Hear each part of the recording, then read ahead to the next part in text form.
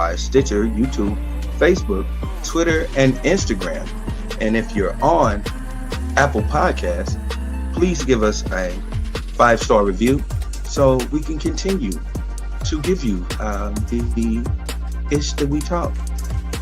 And now that is out the way, I will not act like I'm on AM fucking radio. What the fuck's the deal, all of you ugly motherfuckers? What's poppin'? I'm here with you. We here together. We gonna make this shit pop. Lindsay, what the fuck is going on? My dog. Like, what will be a breaking point for you where you just like, you know what, I'm out? All right. Yeah, so I was about to say this is where we asked the audience. Yeah. So you already said cheating, right? Yeah. Cheating. Okay. So Anybody you're not giving a pass or nothing like that. There ain't no way. That's no way. Do it once and do it twice. There ain't no way. You lose respect to yourself. So it's like if it's just cheating for her, like, so if it's cheating for you the same way too? Yeah. So like if you cheat, do you feel like I need to leave this relationship? If I would ever cheat, I would leave you first. I would leave you first. You would be, oh, you such a gentleman. I do what I do. You such a gentleman. That shit don't happen in real life, but you such a gentleman. Oh. Anything else? In the moment. In the moment. That's different. I wouldn't be in the moment. So you wouldn't put yourself in the moment. I got you. Yeah. Like, make it make sense. Like, cause what's the moment? When I decide it's the moment, it's the moment. Oh, okay. If I never say to myself, like, I should probably get out of here. So like, do the whole time you just like, oh no, this cool. This ain't. We just chilling. She just wanna rub my back. That's cool. Ain't nobody tripping. It's like, oh, okay, okay, ooh, all right, you ain't gotta kiss my neck. That's okay. Cool. This is not the moment yet. Not yet. It's not the moment yet. I didn't do it. So it's like, now my pants is down. This is. If she pulls them down. Oh, this ain't the moment. This ain't the moment. This ain't the moment. She did it. This ain't the moment. So when is the moment? When you're done, you're like, oh. Yeah, this is the moment. Just said, bro. I'm like, oh. I was supposed to go to the store. I was gone for 2 hours. I had to go get my bro, that's right? The moment, yep. That's the moment. That's the moment. Okay, so that's your. What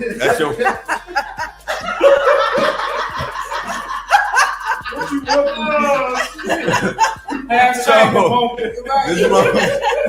So this is cheating for you. Like, if she cheats, oh hell no.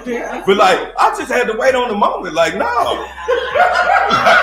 That's like the moment. That wasn't the moment. No, she sucked my d. I didn't ask for it. I don't say the words. It's like, no, I didn't know. You know when I feel something wrong, baby, I'm gonna just tell you the truth. When she was like, I was like, maybe it's time for me. Ain't no restaurateur gonna run up on Keith Lee. Let's just end that shit right there. Y'all talk a lot of shit, but y'all not about to run up on. Ain't nobody about to run up on him, slap no food out his face, and tell him, bitch, what? Like, that's just not gonna happen to you in no way, shape, possible. So Saucy Santana got in on it. He pretty much was like, tag me in. And he snapped on DJ Academics and told him to pull up. He was like, go to my page. We got all kinds of bookings. We outside. Come pull up at one of the bookings, you know, and I'll beat your motherfucking ass. Saucy Santana just doesn't look like the homosexual man that you gonna hit, and he looks like that dude off of Low Down Dirty Shame. He ain't about to grab his face and be like, "Oh, Bernard, him, you slut, Bernard." He about to beat the dog shit out of you. Oh yeah, absolutely. Absolutely. And I'm laughing because it's gonna be so funny because you're gonna see a dude massively beating the shit out of a man with an open fist, and you're gonna hear bitch.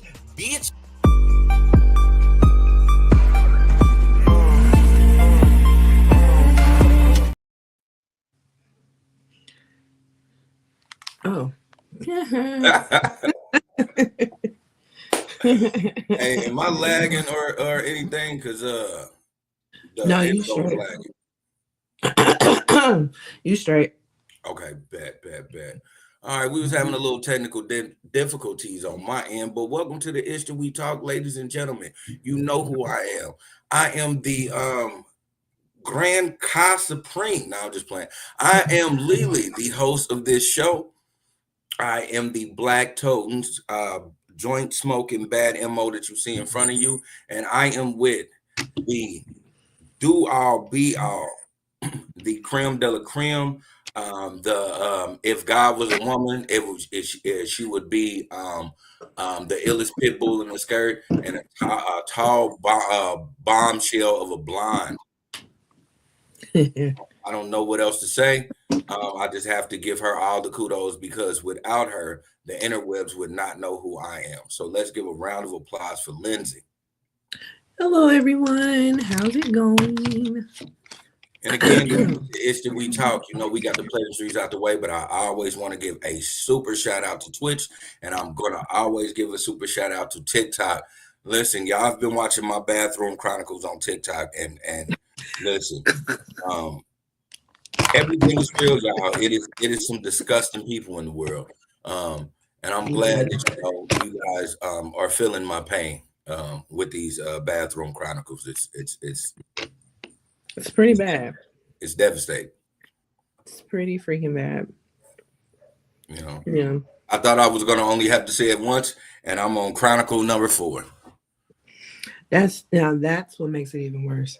It's an ongoing thing. Yeah. So yeah.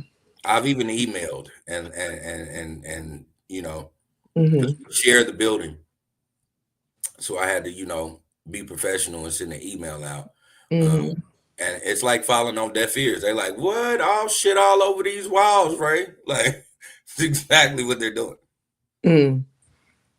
Yeah, that is very bad. That is very bad. But I don't know what it is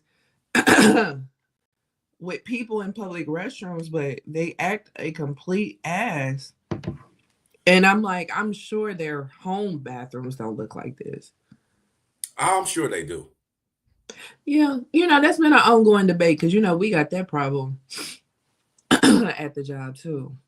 So it's been an ongoing debate on if it looks like it, if it doesn't look like it. I don't know. I just know that I don't want to go over nobody's house. So this is my thing. This is what I have come to conclusions with. I think it is literally somebody who is putting something over the sensor, because the sensor will, once you get up, the sensor flushes the toilet.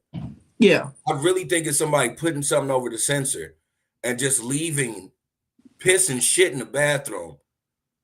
I really do think somebody is like, oh, okay, all right, you want to make it, you want to make fun of it, you want to keep talking about it. I'm gonna make this a thing. I think that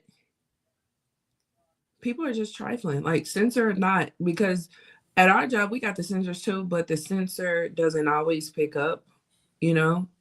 Sometimes it picks up when it shouldn't, sometimes it doesn't at all.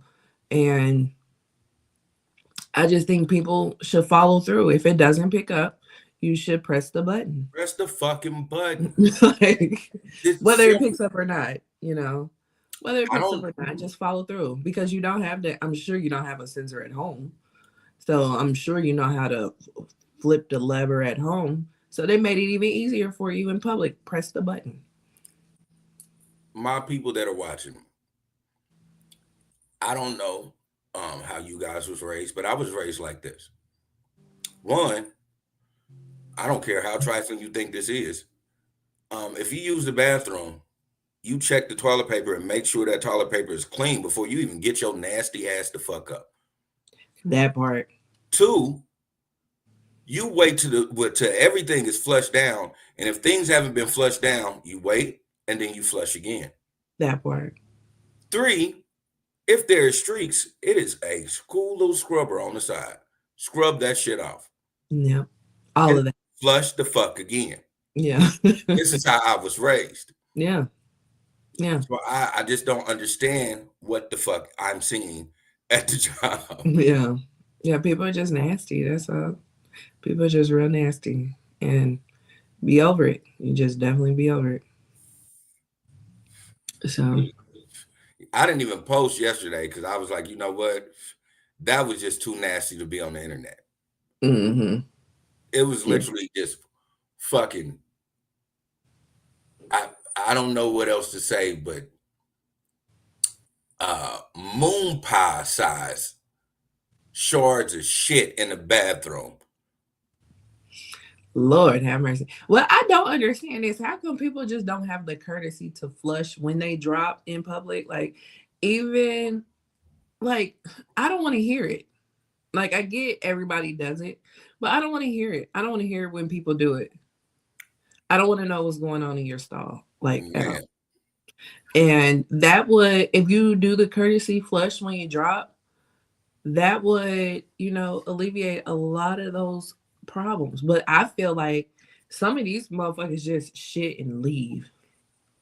Like, because even when you do go into a stall, or not even go in, but when you open a stall and you see that it's a massacre that happened, sometimes you don't see toilet paper.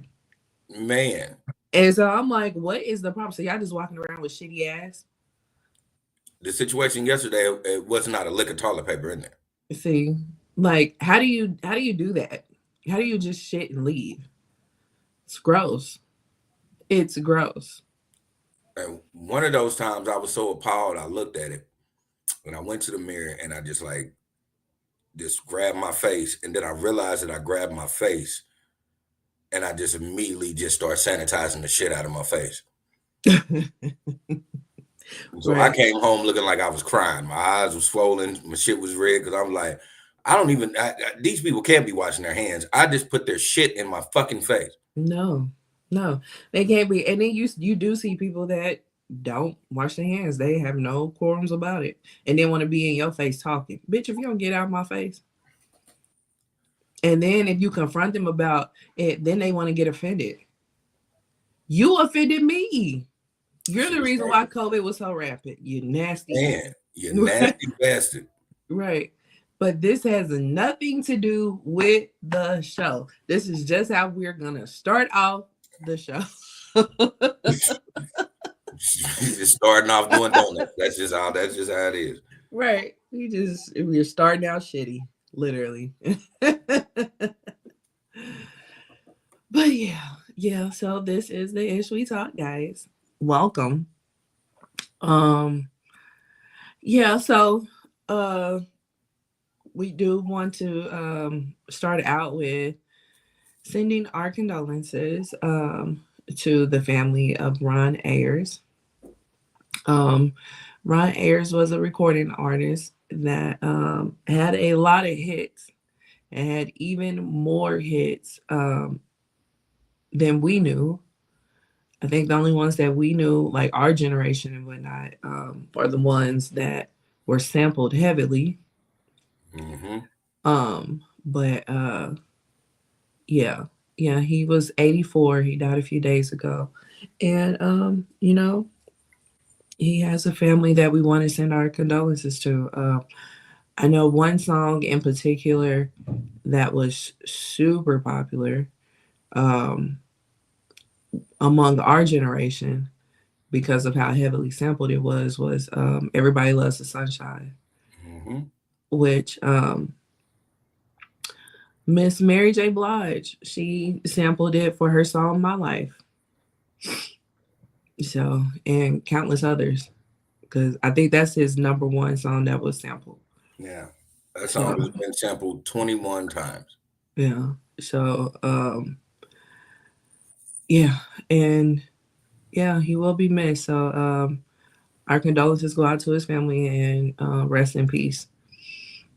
Another one that passed away was Mr. Dwayne Wiggins of the group Toni. Yeah, he had a battle with bladder cancer, and he was put on hospice a few days ago, and then he passed away yesterday. Me, like a lot of kids our age, grew up on Toni, Toni, Toni.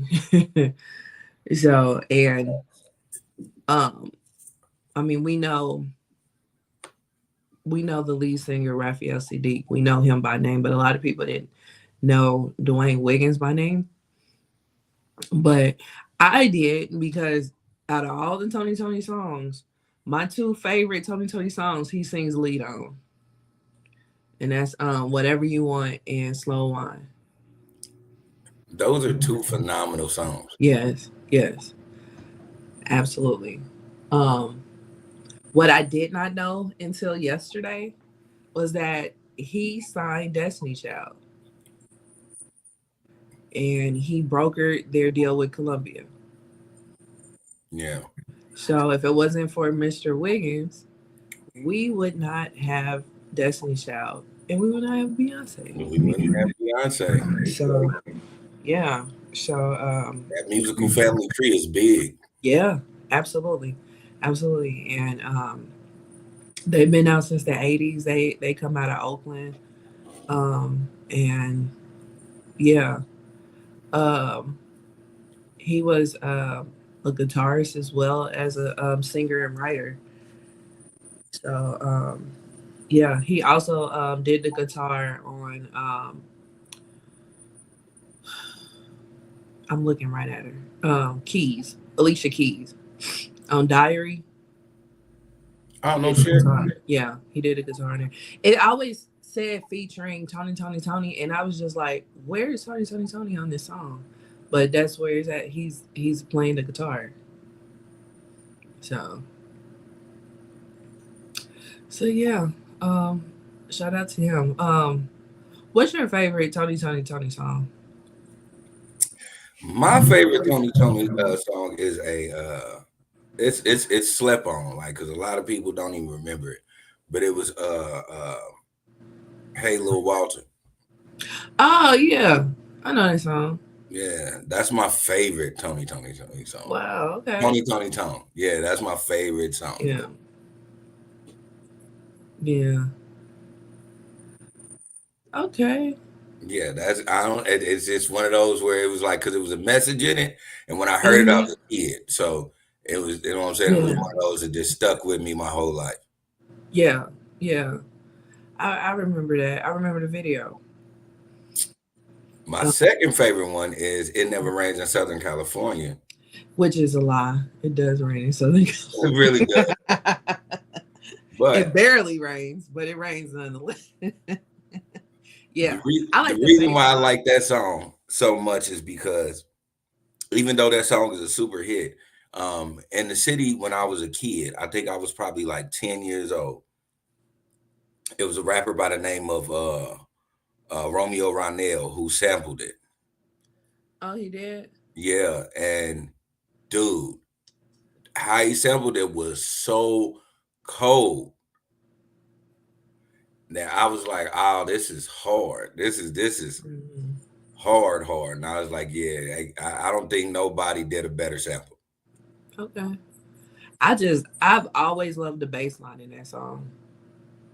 Like, that's a song that you have to turn the bass all the way up when you play it. And then if you don't turn the bass all the way up before the song starts, you got to play the song over to hear it, because that bass line is just, it hits so hard. Yeah, that's dope. Yeah. Right. You know, it wasn't until probably like a couple years ago that I knew what they were saying in the chorus for Whatever You Want. Oh, really?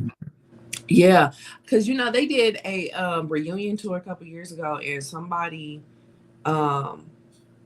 made that somebody recorded, and it was a clip of them telling people or asking them what are they saying, and the crowd said what they were saying, and they was like, yeah, y'all been singing this wrong the whole time. And so Oh, I might have been singing it wrong. Hold on. Yeah. Shit, wait a minute now. Yeah, because it's whatever you want, girl. You know I can provide whatever you need, whatever you call 632-2135. Uh-huh. I didn't know that. I know what the hell I was saying, but I wasn't saying that. Oh yeah, I knew it was a number. I thought I Yeah. was about to say okay. Yeah, I didn't know there was that. Then another thing I didn't know what they were saying was, what makes you think that I will try to run a game on you just as sure as my name is Dwayne? I didn't know that he was saying that. What was you think he was saying? I have no idea, but I wasn't saying that. Okay. Yeah, I did not know he was saying just as sure as my name is Dwayne. Yeah. And I'll be there for you, and I'll treat you just like a queen and give you 5 things you have to worry about another in your face. Mm-hmm. Yeah. So I knew that. I knew all of that, but I just didn't know just as sure as my name was Dwayne. Yeah, I knew that. The only reason why I knew that is because my Uncle Wayne was singing the shit out of that part. Yeah. Right. My name is Dwayne, bitch. Right. So, Yeah. I knew that part for sure. That was his song. Right. That was his song. But yeah, you're paused. All right, I was thinking that. I was like, but I think I'm lagging because I'm lagging on my end. Mm-hmm. Yeah. But yeah, and then when Nelly came out with Country Grammar, and he had that song Whatever You Want. That song Whenever You Want was awesome. And that was because I just absolutely loved Whatever You Want by Toni. So and then of course when Ludacris did Splash Waterfalls remix, when he did the Splash Waterfalls remix, he sampled Whatever You Want. Yeah. So yeah. Whatever You Want's been sampled a few times. But yeah. So Mr. Dwayne Wiggins, rest in peace. Ayers. Yeah. You will be missed. You were a icon in your own right, just in the group, and then just outside the group, man. You were a phenomenal producer. You were a phenomenal guitarist. Is that a right word, guitarist? Yeah, guitarist. Okay. Yeah. Okay. You were just great at what you did, and you had an ear for music that has brought generations upon generations to hear a sound that could only be created by you and your beautifully talented family. Yeah, absolutely. So yeah, definitely rest in peace. Yeah, that one sucked, and it's so sad because I really wanted to see them when they reunited. Yeah, and I didn't get a chance to. So yeah, rest in peace to both guys. So yeah, yeah. So where do we want to go? Because it's a lot of bullshit. A lot of bullshit. Before we get on bullshit, I would be very disrespectful if I didn't do this. So I want to give one of the biggest shout outs and RIPs to my stepmama, Miss Rose Legs. She went up to the upper room this week. So I want to give my family my condolences, my sisters. I want my brothers when she get up there to greet her and give her the utmost respect. She was greatly loved. I didn't have a lot of memories with her, but all my memories of her, she never ever treated me differently. She treated me just like I was one of her kids, and something that I would never take away from her. She was not only good to me, she was good to my mother. Her and my mother never had any disrespectful words towards each other. When my father wasn't there, my mother Rose was there. R.I.P. to my stepmother, and my condolences to the Leg family. Yeah, absolutely. Rest in peace. Yeah, it's been a rough month, man. Yeah. So, yeah. Where do we want to go with this? Let's because the rest of this shit is for shits and giggles, y'all.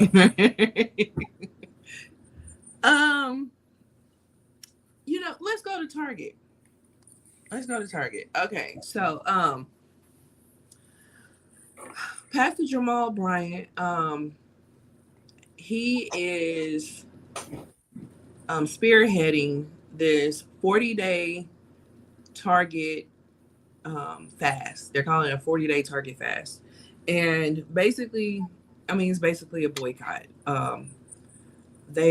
The point of this is because of the whole pullback from the DEI situation. And they're pretty much trying to send a message that you can't get Black dollars if you're not going to support or pull back on the support of these minority businesses that you promised. They promised, I want to say like $2 billion that they were going to invest in promoting minority businesses. By the end of 2025, they were supposed to have spent like $2 billion. And they pulled back 100% on it.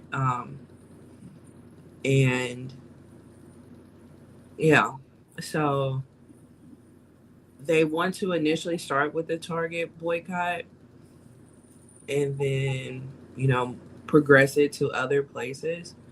Pastor Jamal was on the Breakfast Club this past week, and he pretty much went over in detail.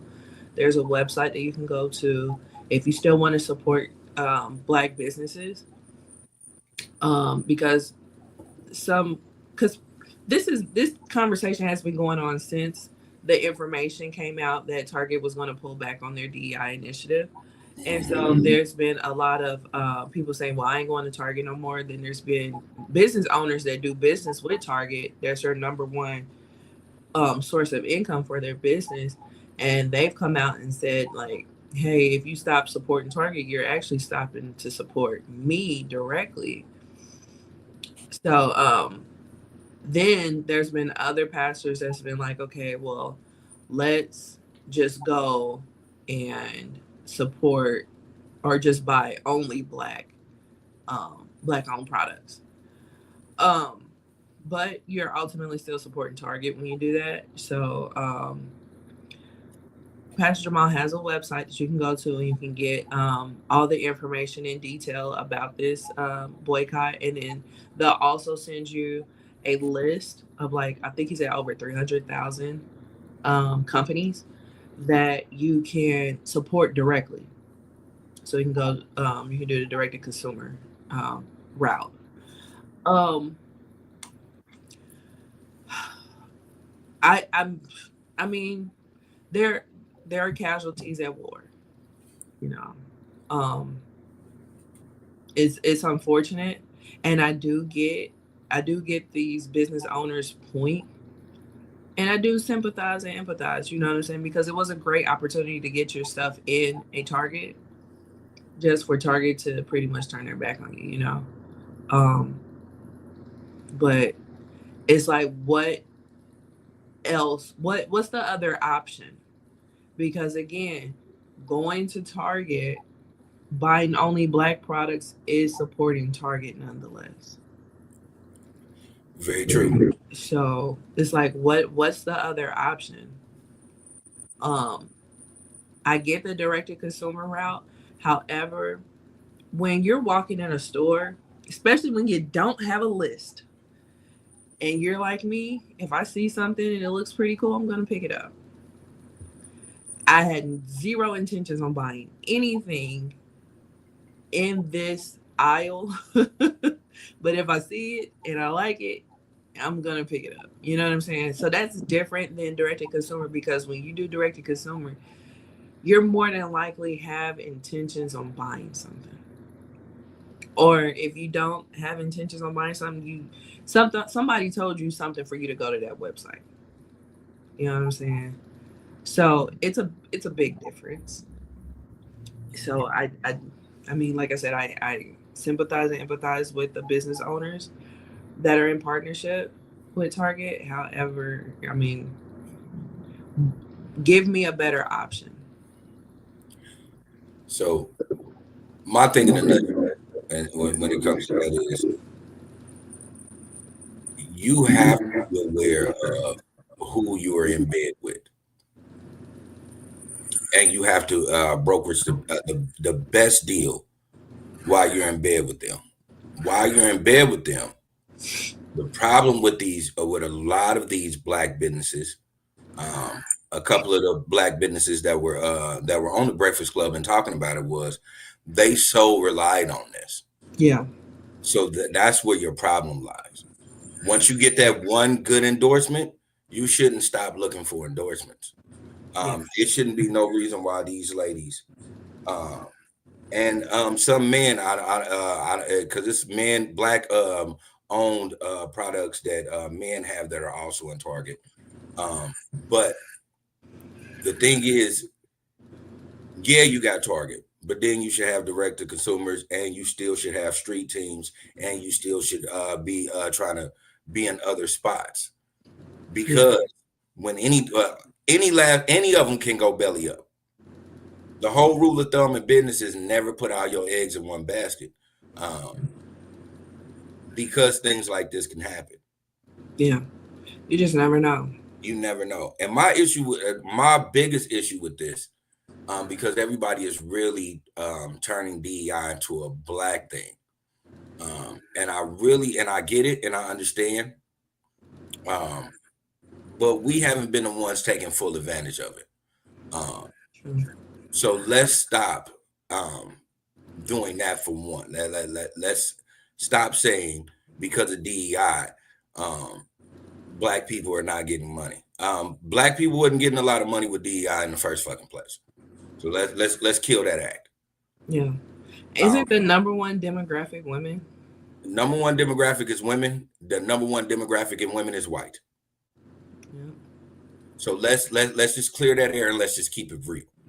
Yeah. So those women who are complaining about that, one thing I will say is, never think one place is your big ticket.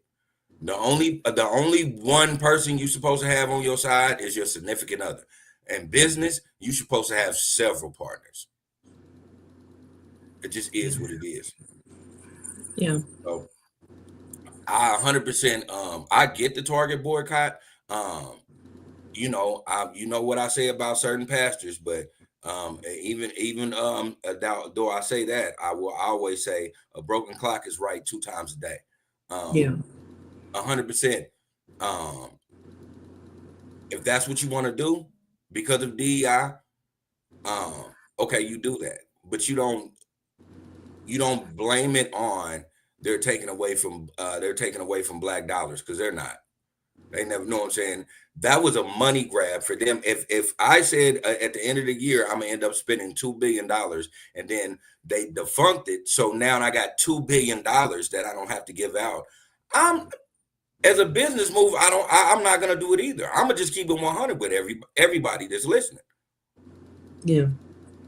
Everybody's gonna know what I'm saying. A lot of people's gonna do that. Some people want to be, I guess, quote unquote, politically correct, and they want to take those fines for doing that. And that's fine that you do that. But as a Target, as a Walmart, these staples that's been there with or without DEI, they're gonna take their money. They're gonna go with the money. Yeah, but then that's one thing with the Target situation, because they have to answer to shareholders that are not happy. They have been not keeping it 100 with their shareholders, and your shareholders have been losing money because of decisions that they have made without consulting the shareholders. when they decided to take down the LGBT stuff, they lost money behind that. And the shareholders was mad. And this is coming at a time where they're making the shareholders mad again. So yeah. But I mean, welcome to the stripping game, partner. Like, I don't exactly. You took it right out of my mouth. I was sure about to say, stripping business started in Africa. It's like you gotta know, right? What you do. It's like at the end of the day, man. Target, as a company, is only looking out for Target. At one point, they're not going to give a fuck about their shareholders. Yeah. Because if they go belly up, what they need to do is keep all the money that they, that they can have. Mm-hmm. And that's with any of these businesses right now. Mm-hmm. Like, I get it. This is a terrible situation as far as what's going on with DEI. Terrible. Certain businesses, yeah, you'll take that fine because that's going to define you as a company. But for a conglomerate of Target, yeah, no. If I was supposed to give out $2 billion, but now I get to keep $2 billion, and my shareholders are going to be mad, then let them be fucking mad. They always mad. Yeah, you're not going to be able to please everybody all the time. So whatever. But yeah, but then that's the killer part about all this, because didn't nobody ask Target to put up $2 billion? That was an initiative that they put out there that they were going to do, and for them to renege on it, it's like, wow, you know what I'm saying? Like, it's crazy. But we still supposed to patronize? No, we don't do that. No. So, good luck to those minority businesses that will be affected. But I mean, that's business. Anything can affect business. You know what I'm saying? You just have to learn how to adapt and pivot accordingly. But we need to come together and make some type of message, and they only listen to us when we're talking about money. So let's talk about money. Let's talk about money. Why? I've said this plenty of times.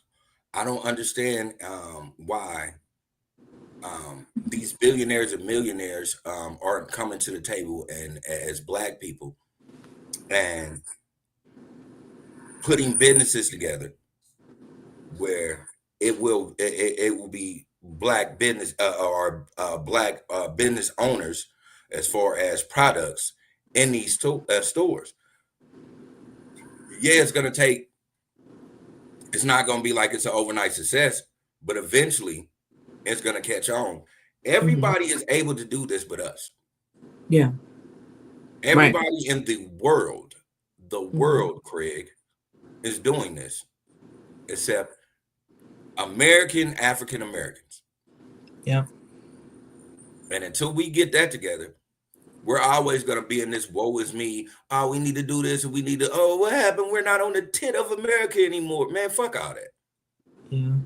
You got billionaires, literal billionaires with enough credit to open up so many businesses and put your products in. We just live in a society in America where a lot of rich Black people don't want to work with each other. Yeah. Man, yeah, it's a whole crabs in a barrel mentality. Yeah. And we feel like it should be one. And that's why I was about to say, it ain't even, we have gotten to the point where it's not even a crab in a barrel type of mentality. It's a Highlander mentality where, like you said, there could only be one. Mm-hmm. Everybody else, I got to take their head off. Mm-hmm. I can't collab. Right. And it's enough room for everybody. It really is. It really is. It's dumb to me. Yeah. Yeah. In the realm that we're in, You get people that come to you and be like, oh, that's cool that you do a podcast. I want to start a podcast, blah, blah, blah. I've never been that person to be like trying to discourage anybody from doing it. You know, I've never been that person to try to act funny with anybody or anything like that. I'll be like, absolutely. Because people can listen to more than one podcast. Like, exactly. You know, so like I give them info. You know, I tell them what I'm doing. You know, now I will say that you do get a lot of people that talk it and don't follow through. But with that being said, I still give game. Like, because I'm not a hater at the end of the day. And like I said, you can listen to more than one podcast. Like, it's not that big. It's not that big of a deal where, to me, that I'm the only person that can do it and nobody can do it ever. And like, no. You want to do it? Absolutely. Absolutely. This is what I'm doing. This is how I do it. This is how much I pay for it. Like, you know what I'm saying? Like, I don't hate. It just is what it is, man. Even speaking of that, I'm gonna do a Leonardo DiCaprio meme. Yeah. Listen, the thing that gets me, when everybody that I know to say they want to start a podcast and they start a podcast, I'm one of the first people that subscribe to their podcast.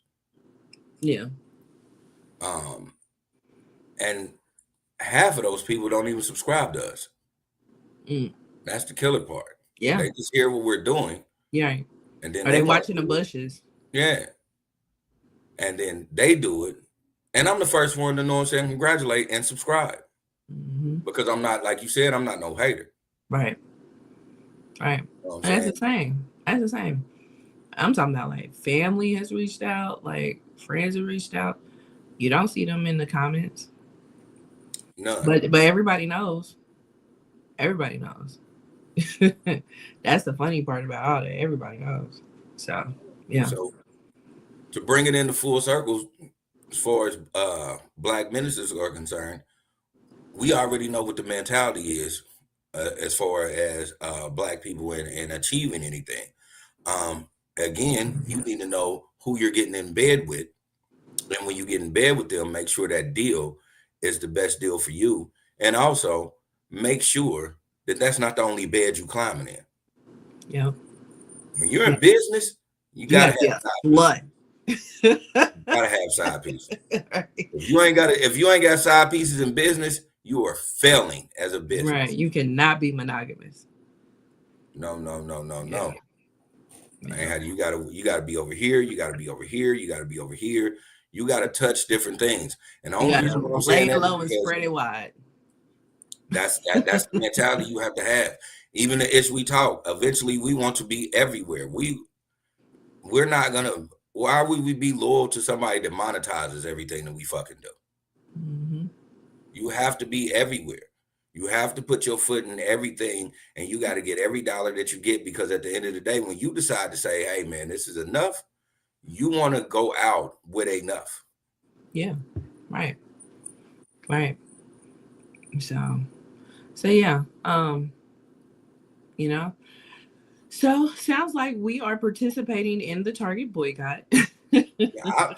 I never fuck with Target anyway. I've been there. Like, don't get me wrong. Like, I've spent money at Target, but Target has never been my go-to, just because Target is fluff. I like Target. I actually worked there one Christmas season. And it was my first time doing retail. So I was just like, well, you know, I'll try it, you know.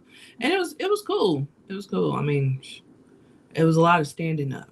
You definitely had to be strategic with the type of shoes you wore. But yeah. I didn't have no problems with Target. I got a Target Red card, but I don't patronize Target like I used to, especially when I worked there.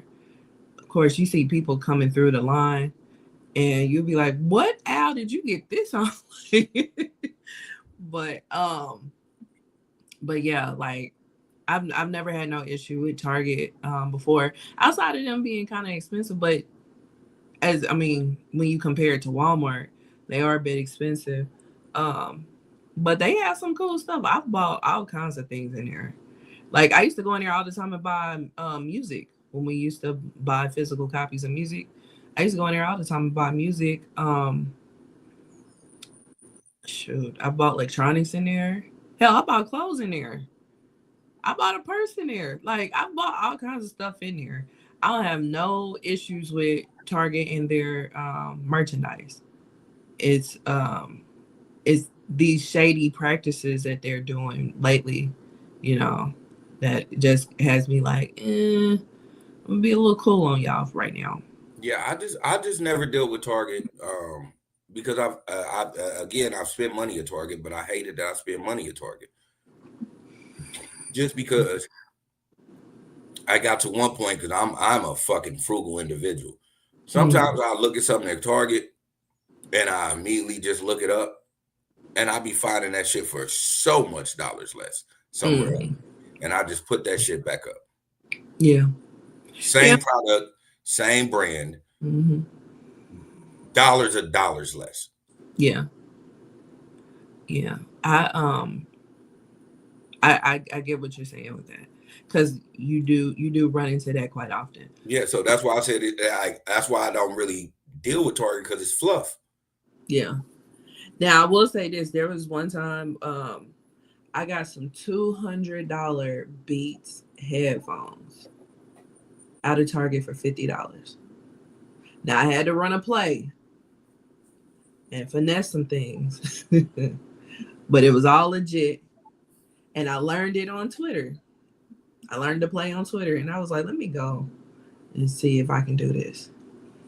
And yeah, got some $200 headphones for $50. So yeah, once people start catching on, because I learned it on the internet, I told people on the internet. So once I started telling people started doing it as well. And then I had a friend that waited too long to do it.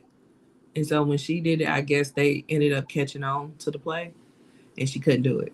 So yeah. That's the thing in a nutshell. Once it gets viral and it goes everywhere, they shut that shit down. Yeah, they showed it. They had a list of things that you could not do the 1-2 on by the time my friend tried to do it. Yeah, that's why you can't take candles back to Bath and Body Works. Why?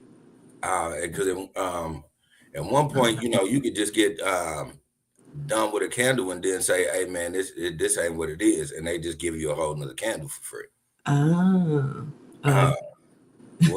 We ran that plate for a long time. It was like, no, bitch.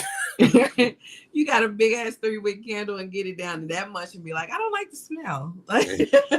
Oh, you don't? Come through with boxes of candles. Right. Halfway. I don't like none of these. Motherfuckers was at their last leg. Motherfuckers was down. You can see the 10 at the bottom.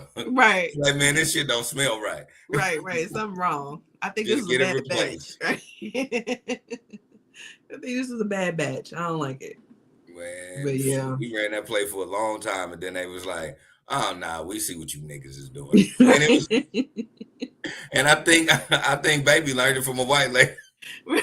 Oh yeah, that's who's gonna run a play. That's who's gonna run same a rules play, right? Same rules apply. They said, "Yeah, we know what you niggas is doing." Right. Calm down, Karen. You're not getting another candle. No. 1, 2, 3, that's enough. And what makes it so bad, she probably got it on that $4.95 sale that they be doing every year. Ain't enough. Oh my gosh. Yeah. But yeah, so yeah, so that's Target. That's the Target boycott. I guess we're gonna reconvene after 40 days to see if it did an effect, So yeah, that's that. So next, let's go here. Dr. Umar. Dr. Umar. Yeah. Okay, so yeah,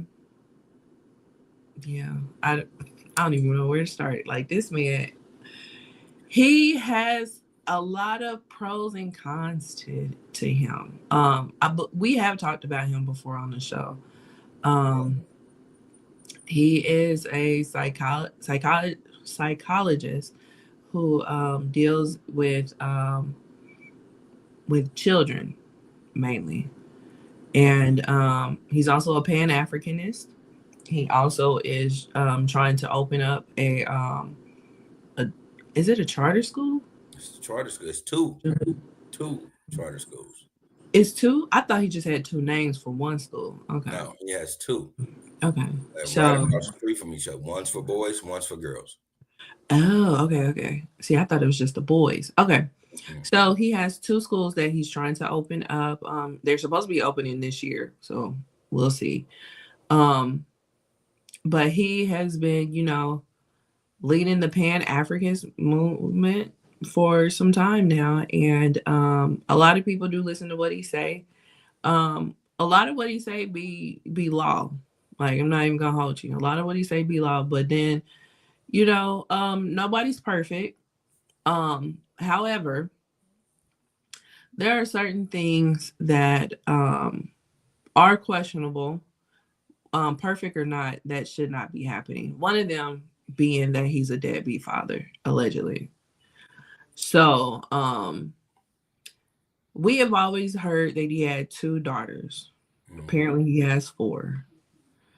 Now I ain't seen a blood test, but that's what I understand. Now there was one picture of one of the kids. I don't know if it was AI. Like, nowadays you got to question what you see, you know what I'm saying? So, but this kid looks just like him. So if a paternity test was an image, it would be this baby. So, but yeah, so allegedly he does in fact have 4. And his oldest daughter, I want to say, it's his oldest. She is 22. She came out and she did a video, and she was just pretty much, telling the world, like, hey, this man is my father. I'm not trying to put this out for clout or anything like that, but he did not raise me. We barely have any relationship at all. And I'm not asking for nothing from him but the numbers to my sisters. And he's not even trying to do that. And I feel like that's the least that he can do. And he did put out a response, and he said that, he doesn't live his life for the approval of social media. However, if this person wants to have a conversation, he's only going to have the conversation with her mother present. Yep. And I think that's 100% pure. I'm not mad at that. Yep. I'm not mad at that, but that ain't what she's asking for. That's the thing. She ain't asked for that. She asked just for the numbers. But yeah, he said he got all his paperwork, and she needs to ask her mother why he wasn't around. All this type of stuff. So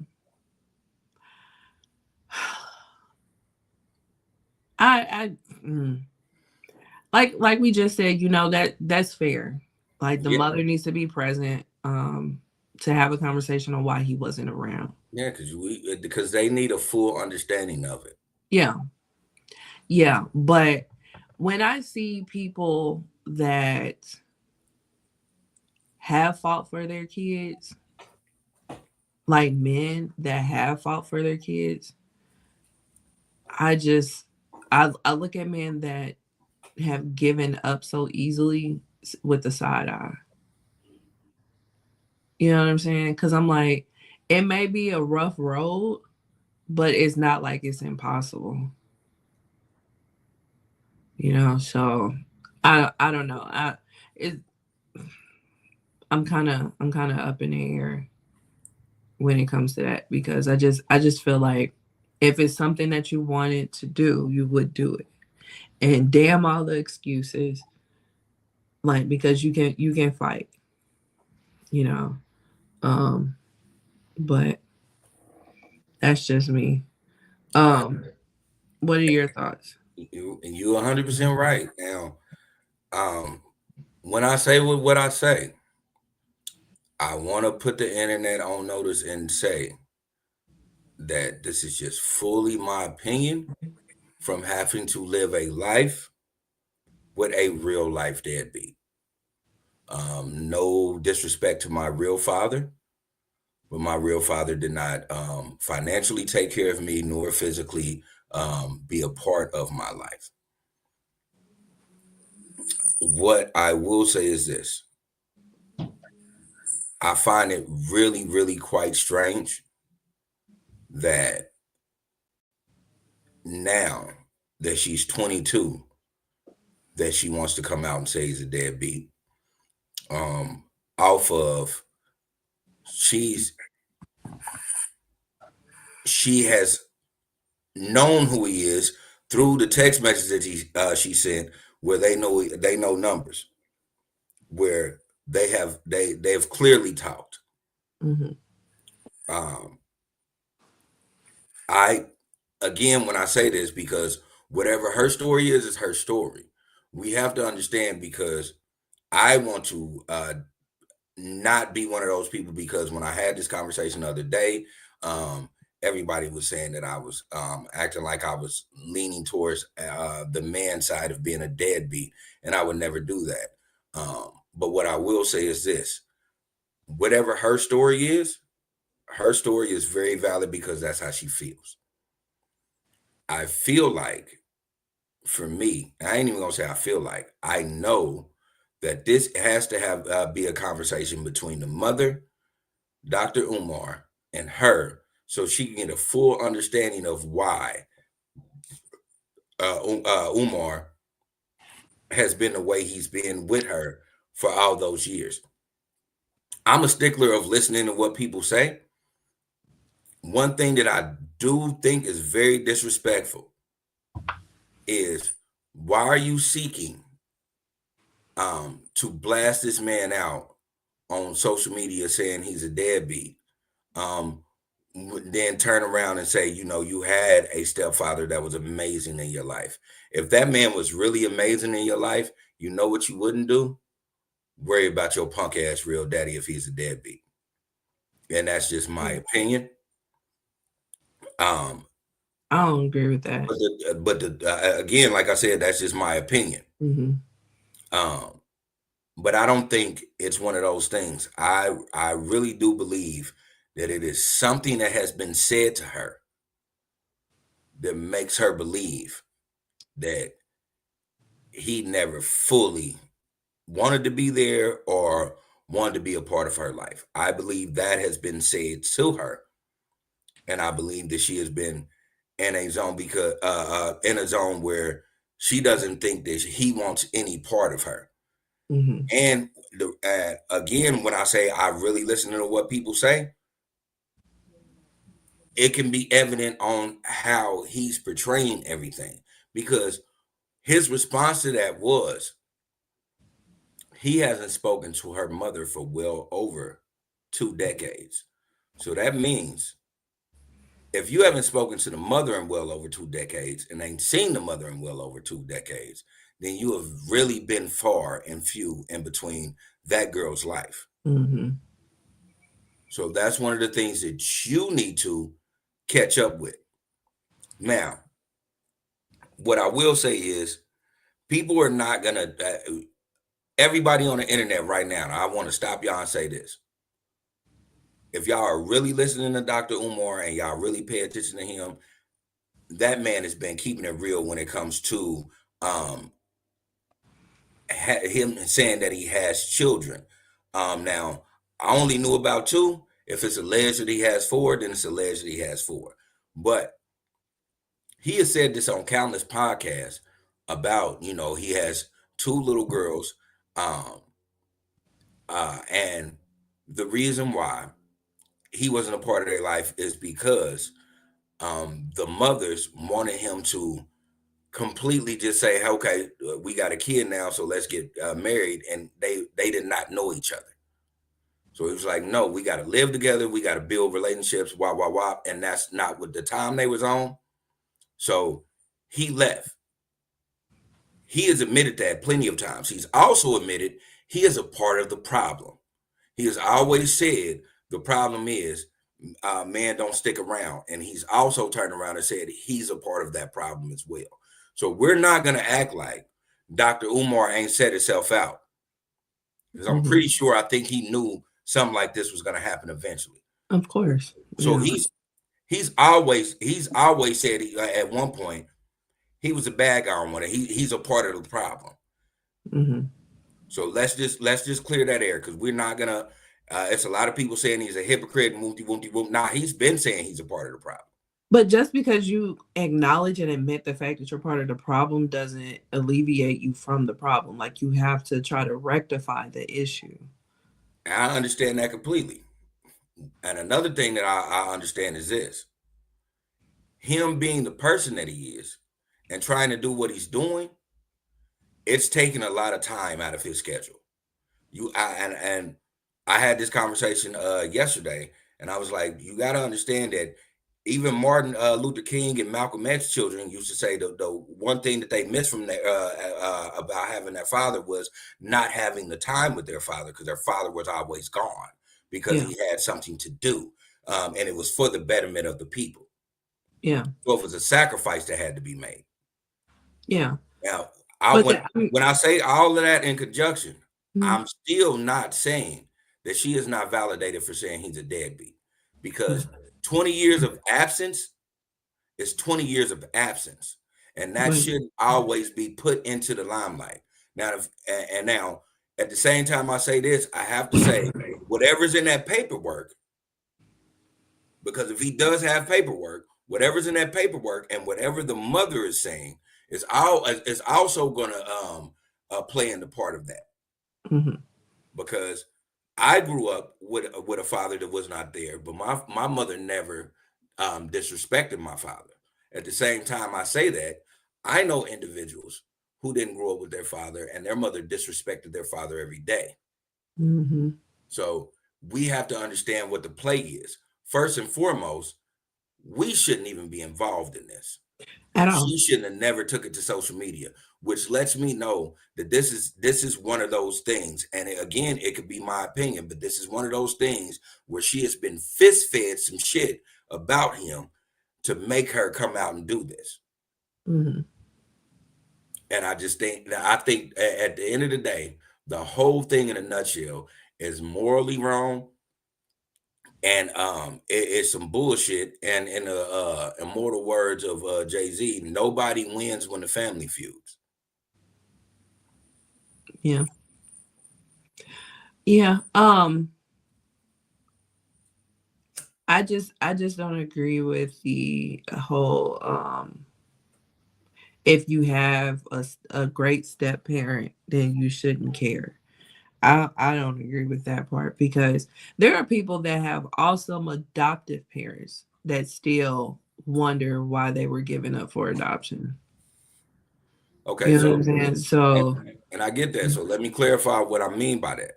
Yeah. So this is my thing. This is why niggas don't want to be stepdads. Is because if I've been totally great to you, and I understand that you're trying to look for your sisters, that's one thing. But when because again, what you say, why would you say, are you going to walk me down the aisle? He's never been there. Why would he do that? Yeah. Why would you even say that? Yeah, that one Who was a question. Who the fuck am I?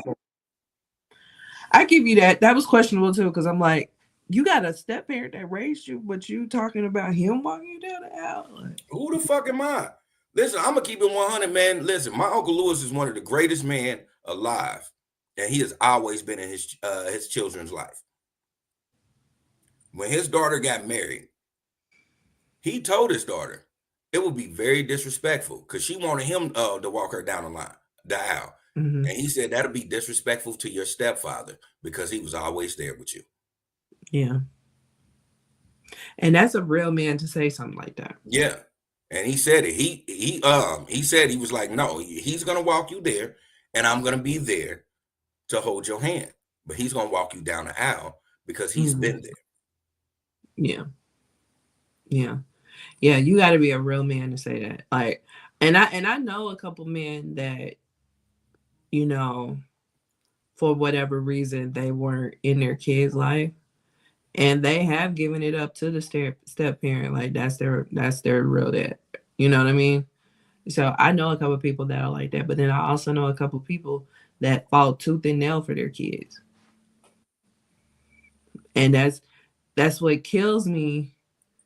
When you say like, oh, I got the paperwork, oh, well, this is why I wasn't around, or this, that, and the third.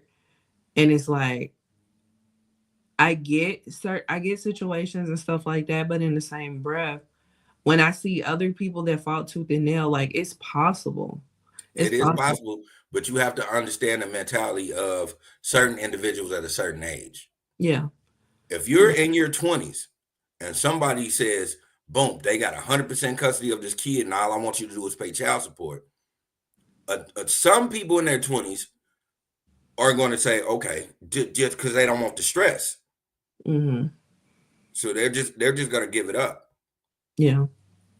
And that's another thing, another play that fell on deaf ears when I was talking yesterday, because I'm like, you never understand how people can grow. Mm-hmm. And however, Dr. Umar is probably 46 at best. So 22 years, that means he was 24. You don't know what his mental was at 24. At 24, he probably didn't think he was going to be this Pan-African.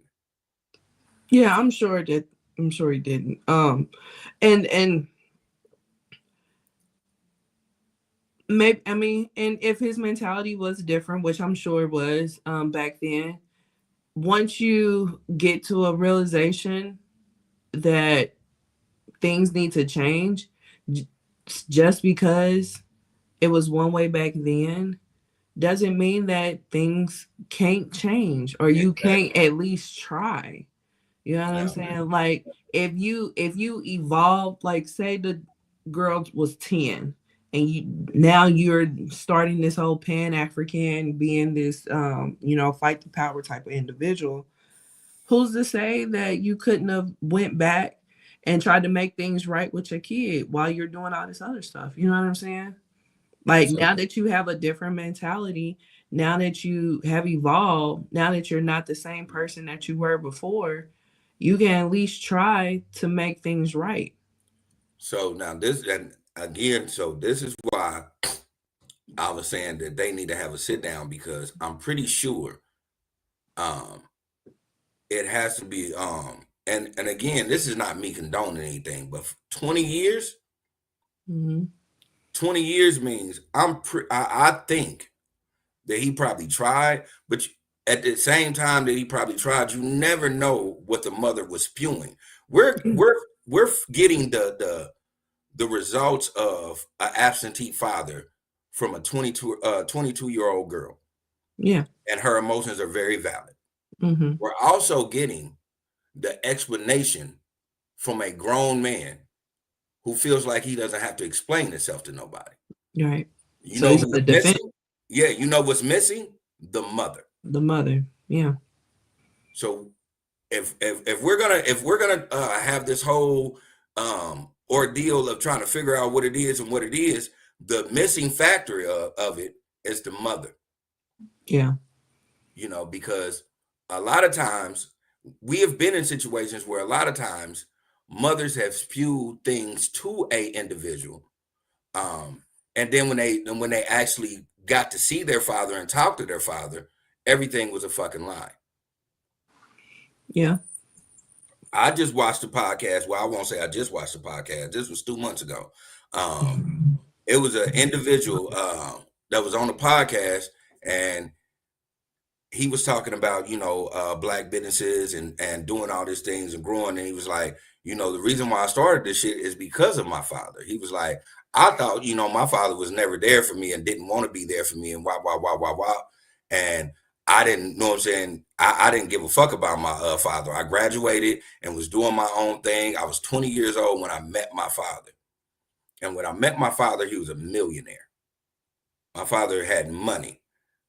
And my father also explained to me how my mother didn't want him around.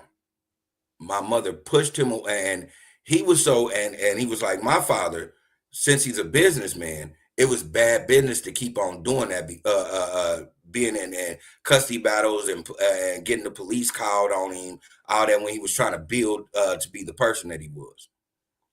So he said my father reached out to me as soon as he found out I was going to college. He reached out to me. Mm-hmm. And he was like, that's when I found out a lot of things about my father. He was like, I just thought my father didn't care. Come to find out, my mother just was bitter. Yeah. And I'm not saying that's the case, but I'm saying that does happen. So it does happen. It does happen. And then that's also a testament to that father still wanting to be around, because some people say, fuck it, and go on about their life. On the original podcast that we had, this conversation came up. You know what I'm saying? And it was a whole discourse about pretty much just going along with how things were, even though it had been expressed that the kid wanted to be with the father. Mm-hmm. You know what I'm saying? But the father kept coming up with every excuse not to try to fight, not to try to change things. Just kept it at just sporadic visits, because the kid lived out of town. So he just kept it at sporadic visits. And he was saying, oh, well, I can't do this because of that. Oh, well, I can't do that because of this. And literally everybody in the room was like, what? Mind you, a person that had fought for their kids was in the room. A man that fought for his kids, that has gone through the hell, was in the room. But that other person, you couldn't tell that person nothing. They just gave up. And it's just like, how do you respect somebody that just won't even try?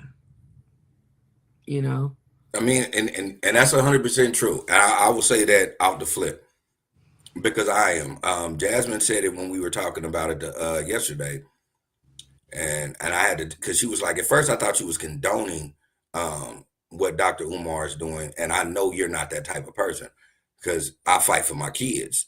Mm-hmm. I'm like that. You know what I'm saying? I'm like, I'm not condoning that.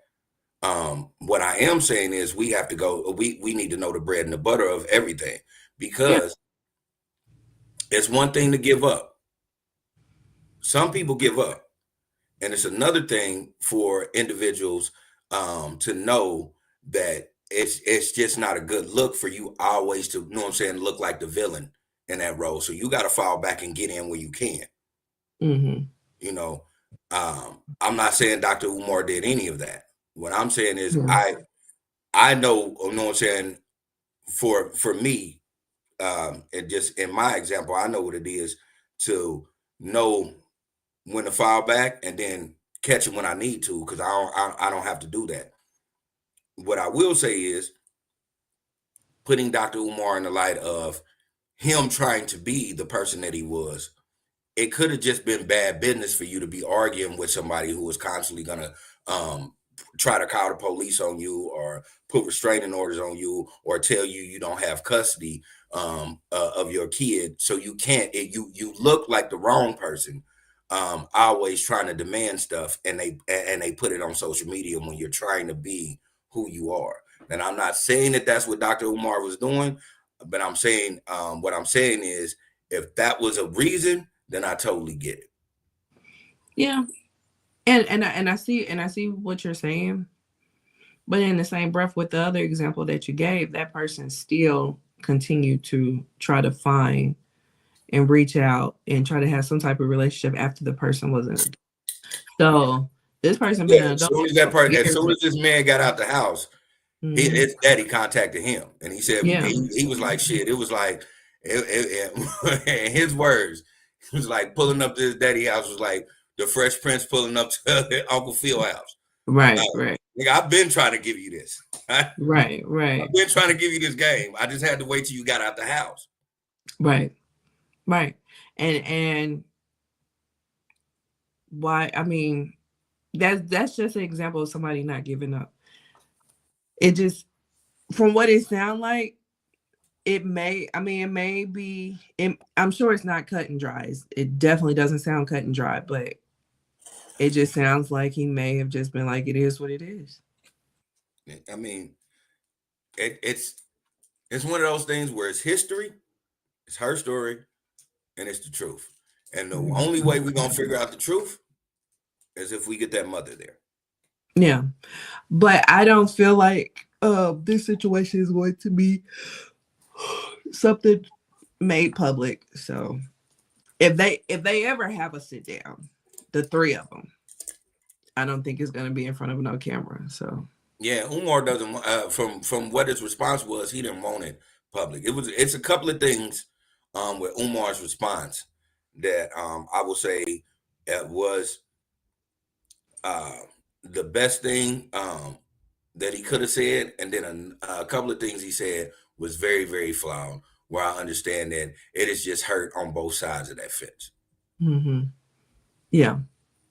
Yeah. But now I am curious to know about the other kids. So I don't know. They may be still quiet. Yeah, I don't. You know what? I don't believe, and maybe it's just me. I don't believe that he has any other children. I don't believe that.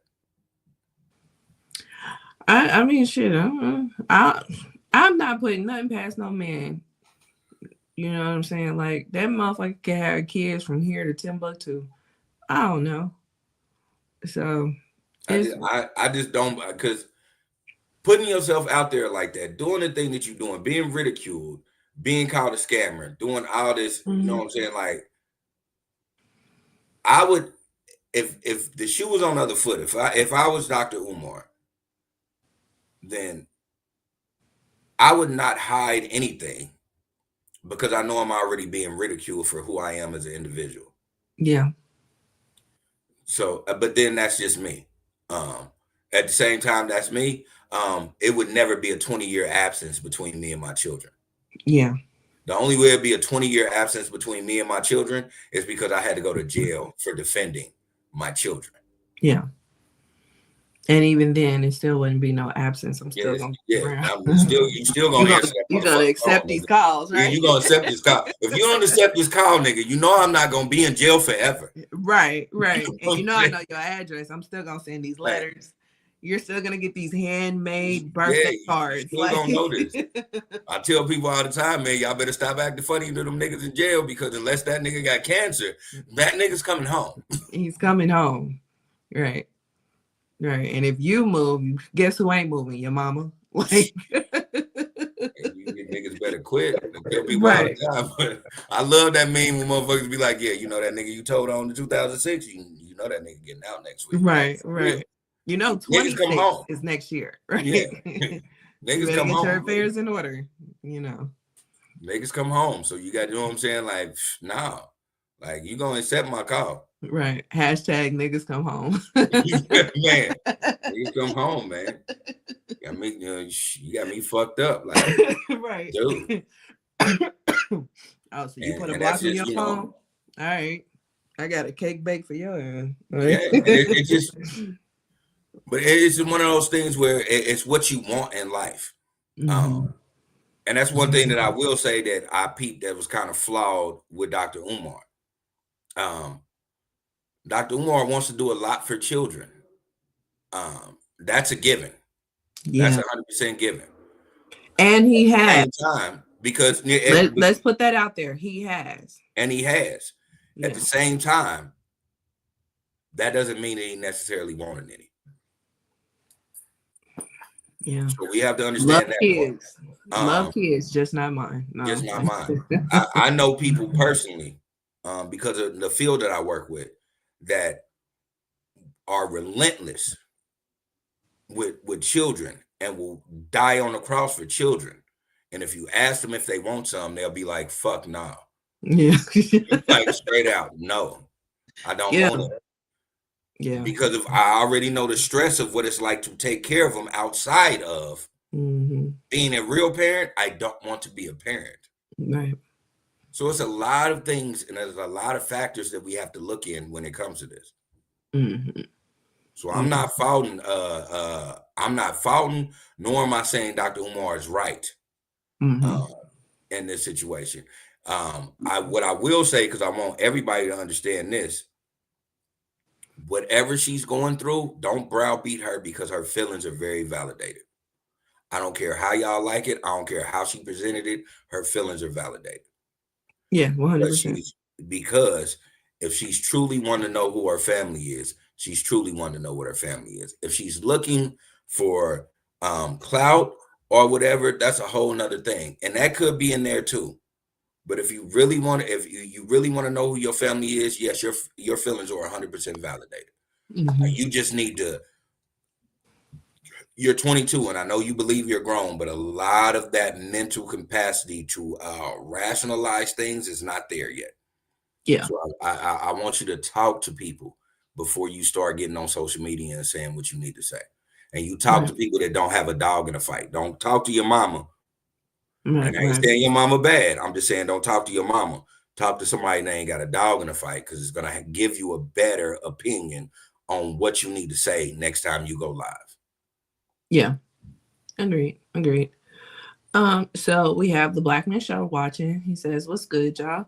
Hey, what's going on?" And yeah. You all right? I'm good. Yeah. What's good, Black? I was about to say what's good, Blackman, but then I was smoking at the same time, so Right. You was hitting the black. So yeah. Yeah. But yeah. Go on ahead and everyone check out the Black Man Show. He just put out a video talking about the guy that passed away with the hazing situation. Yeah, Mr. Caleb. Yeah. So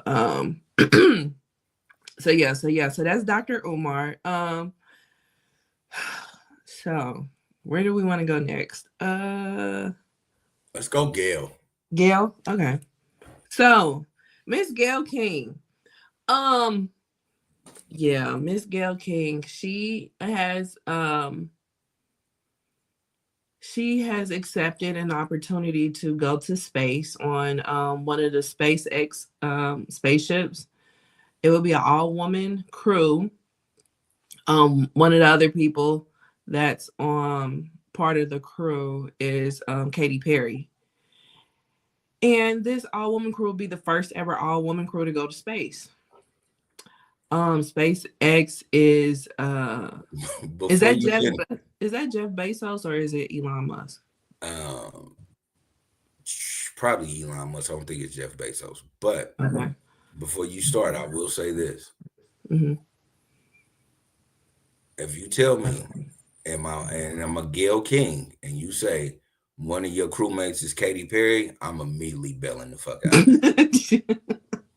Sorry. And that's no disrespect to Katy Perry. It's no disrespect to her.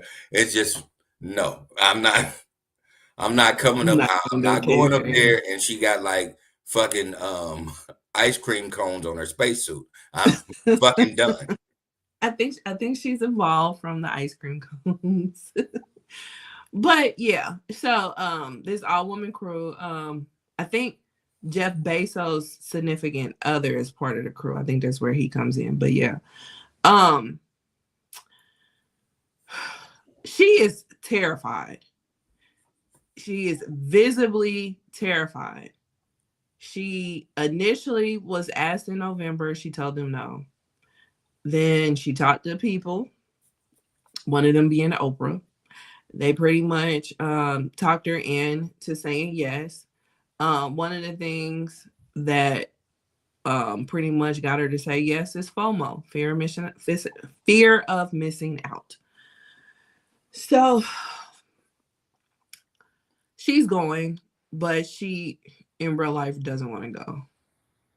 But she does have that fear, and people are still trying to talk her into it. Like her co-workers on the CBS morning show, they are talking her into pretty much going on air, even though you visibly see that she is distraught over this. This has never been an aspiration of hers. She never would have thought twice about going to space had it not been for the opportunity presented to her.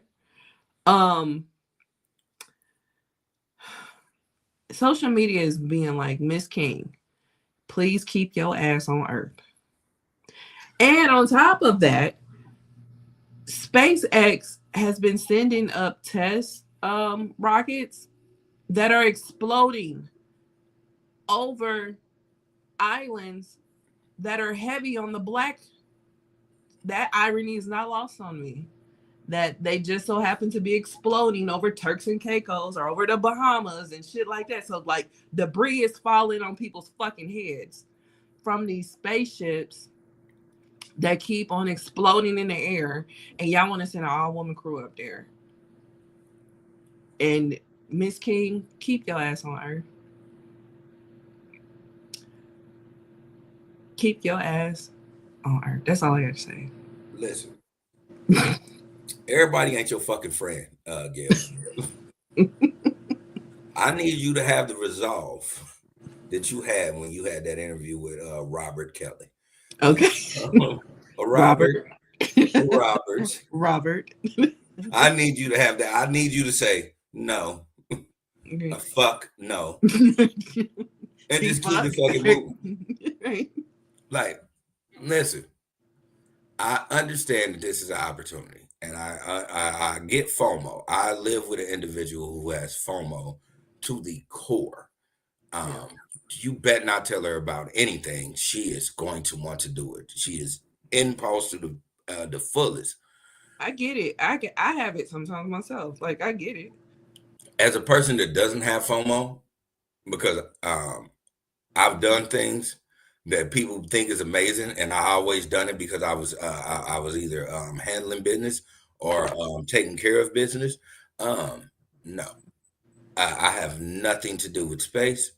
The only way I'm going to space is if the Earth was blowing up and it was a seat available. Sit.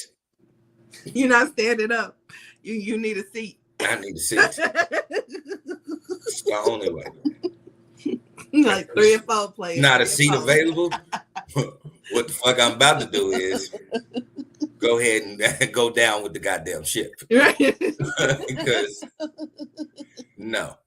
I'm not standing up on a spaceship. You got me fucked up. The last fucking thing I'm doing is standing up on this ain't the metro, bitch. This is a spaceship. You need to give me a seat with a proper seat belt. And I don't even use seat belts. I cuss people out for telling me to use it. Put your seat belt on. Nigga, suck my dick.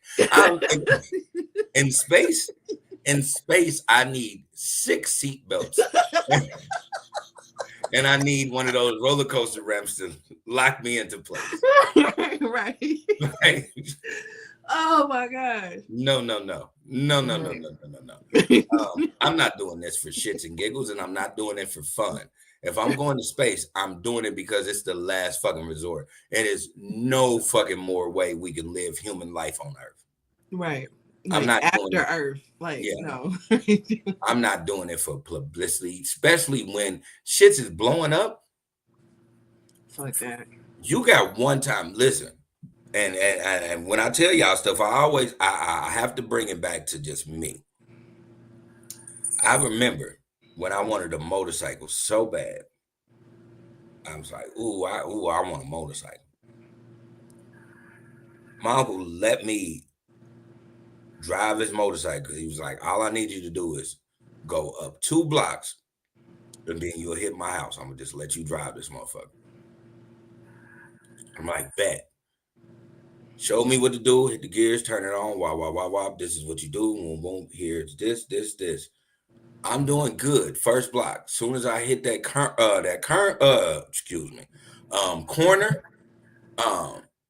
slid like a motherfucker. I'm talking about, nigga, slid like I was going 100 miles per hour, and I promise I was barely going 40. Slid like a motherfucker. Bow, slide, knew right then and there motorcycles wasn't for me. Yeah. Never gonna get on a motorcycle again. I didn't die. I didn't even hurt myself. But that was enough. These shits are blowing up. Yeah. If you tell me, yeah, we want you to explore, and then your test is blowing up in the air, you need to find another motherfucker. No, I'm not doing it. I know you love Oprah, but Oprah couldn't convince you to suck a dick, so Oprah can't convince you to go to motherfucker outer space. It's the fact you. All you gotta do is just put the tip in. Yeah, no. Let's just keep it 100. Oprah can't convince you to get a man. How the fuck she gonna get you to go to space? Stay your ass grounded. Stay grounded. Stay grounded and well-rounded. On the ground. Please, Miss King. Stay on the ground. Yeah. I've been seeing so many tweets about this. This one person was like, this tweet is for Gayle King and Gayle King only. Don't carry your ass up to space. Like, no. But you're scared. You're physically scared. And it's like, and I get it because to watch. It really is sad to watch. This lady is terrified. Yeah. Yeah. Listen, Gayle. Really listen to me. Driving a car is dangerous. Getting on a plane is dangerous. Getting on the train is dangerous. Fucking swimming is dangerous. Out of all of that, why in the fuck would you get on a spacecraft that is blowing the fuck up? Like, as much as cars are dangerous, Subaru makes the best car in the world. Some say some of the best. If you get a Subaru, they knock down 30% of your fucking car insurance because you have the safest car in the world. Yeah. There's no insurance for fucking space voyage. Dude, can you imagine trying to put in an insurance claim for somebody that passed away from being up in a spaceship? They're like, oh, hell no. I can see them fighting that tooth and nail. Especially if it was a nice amount. Don't go. Listen, I'm a stickler on this. And when I say this, my people that know me, they're going to say this is 100% legit. If I'm somewhere and I'm doing something where I really don't want to do it, but I'm like, okay, peer pressure, I'm going to get in, I'm going to do it. And my leg gets to doing this shit, that shaking shit, I immediately walk the fuck away. That's your sign. That's my sign. And they be like, what's going on? I'm like, because my body just told me not to do it. Yeah. Flat out, my body just said, don't do it. Oh, you a bitch. I'll be a bitch today. Right. My body just told me not to do it. I never forget, and I'm telling y'all the honest to God truth, and when I say this, y'all gonna know I'm not lying. I went to a field trip in World of Fun when I was in the 6th grade. No, excuse me, 4th grade, because I was in elementary school. And everybody wanted to get on their Timberwolf.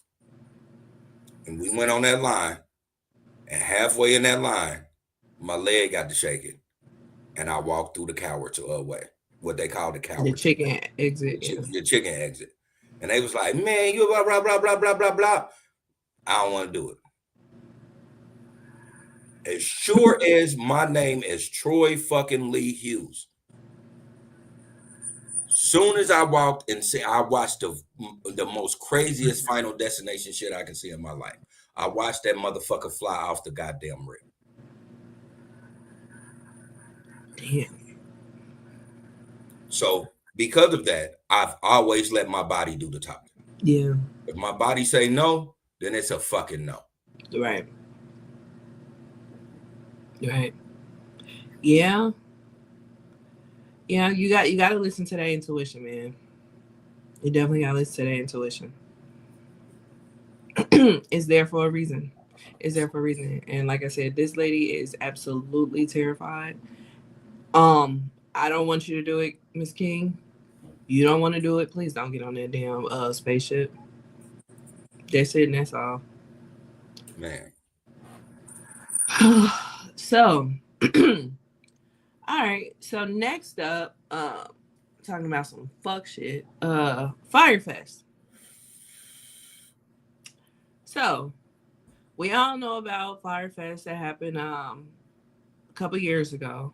That was a complete and utter disaster. Huge disaster. Yeah. People went to jail behind this shit. They have awesome documentaries about the shit. And the man that was behind it is out of jail and he's back at it. He's doing a Fyre Fest too. Yeah, he's doing a Fyre Fest too. And excuse me, he doesn't really have any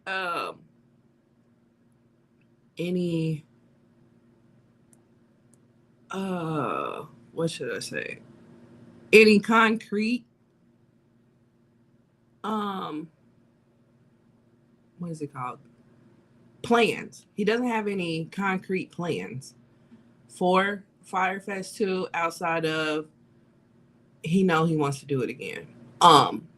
He has started selling the tickets to it. The cheapest ticket is $1,400. And it's supposed to be in Mexico. The people in Mexico, however, have said nobody has requested a permit for shit. We don't know what you're talking about, sir. He did an interview where he talked about he's doing it again. However, he has not solidified any of the acts, any of the events or anything like that. Like he's doing it again. So I do have some screenshots from the website. So yeah, because like I said, the tickets are on sale. This is what it looks like when you first go on. And then these are the ticket prices. So I forgot what days they are. It's May 30th through June 2nd. So mark your calendars, guys. Ignite General Access, the Essentials, it's $1,400. And then VIP Access Elevated Experience is $5,000. Then Artist Access Create the Fire is $25,000. And then Prometheus Fire Starter is $1.1 million. With this one, it says the origin of the Prometheus Pass is shrouded in secrecy.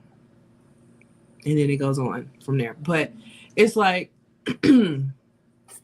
you have got to be a complete and utter fool to give that man $5. Let alone $1,400. And I've seen people discuss this, and somebody did bring up a good point that there will be people that want to just so that they can say they were there, even though it may be even worse, because now you know what to expect, and you're not going to get no sympathy from the people, from the locals, like they did with the first one. They got sympathy. That's the reason why they got what they got. You know what I'm saying? Because people really sympathize with these people that came out here and got duped. But now you're walking into the dupe wholeheartedly knowing it's a dupe. So don't expect no handout when you get there. But some people, want to be able to say that they were there. Some people want to be able to say, this happened to me. It may be great content that they're creating, and And that may be a moneymaker for them. You know, you never know. So there will be some fools that give him money, but yeah, I'm I'm cool. I'm cool on it. What are your thoughts? This is the best way to burn your daddy's money, because you don't fuck with your daddy, even though your daddy is the reason why you're fucking rich. This is what we're gonna see.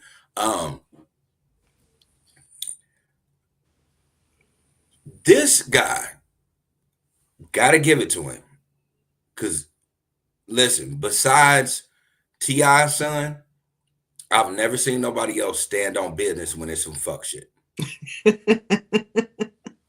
Never seen nobody else stand on this type of fuck shit business besides T.I.'s motherfucking son. You know this is bullshit, and people are gonna pay for it. So since he's got out, he's been running scams with EFTs, Coinbase shit, because he has to pay off a $22 million restitution. Mm-hmm. The partners, because he has partners, under this contract, they have agreed to pay 10% of his restitution.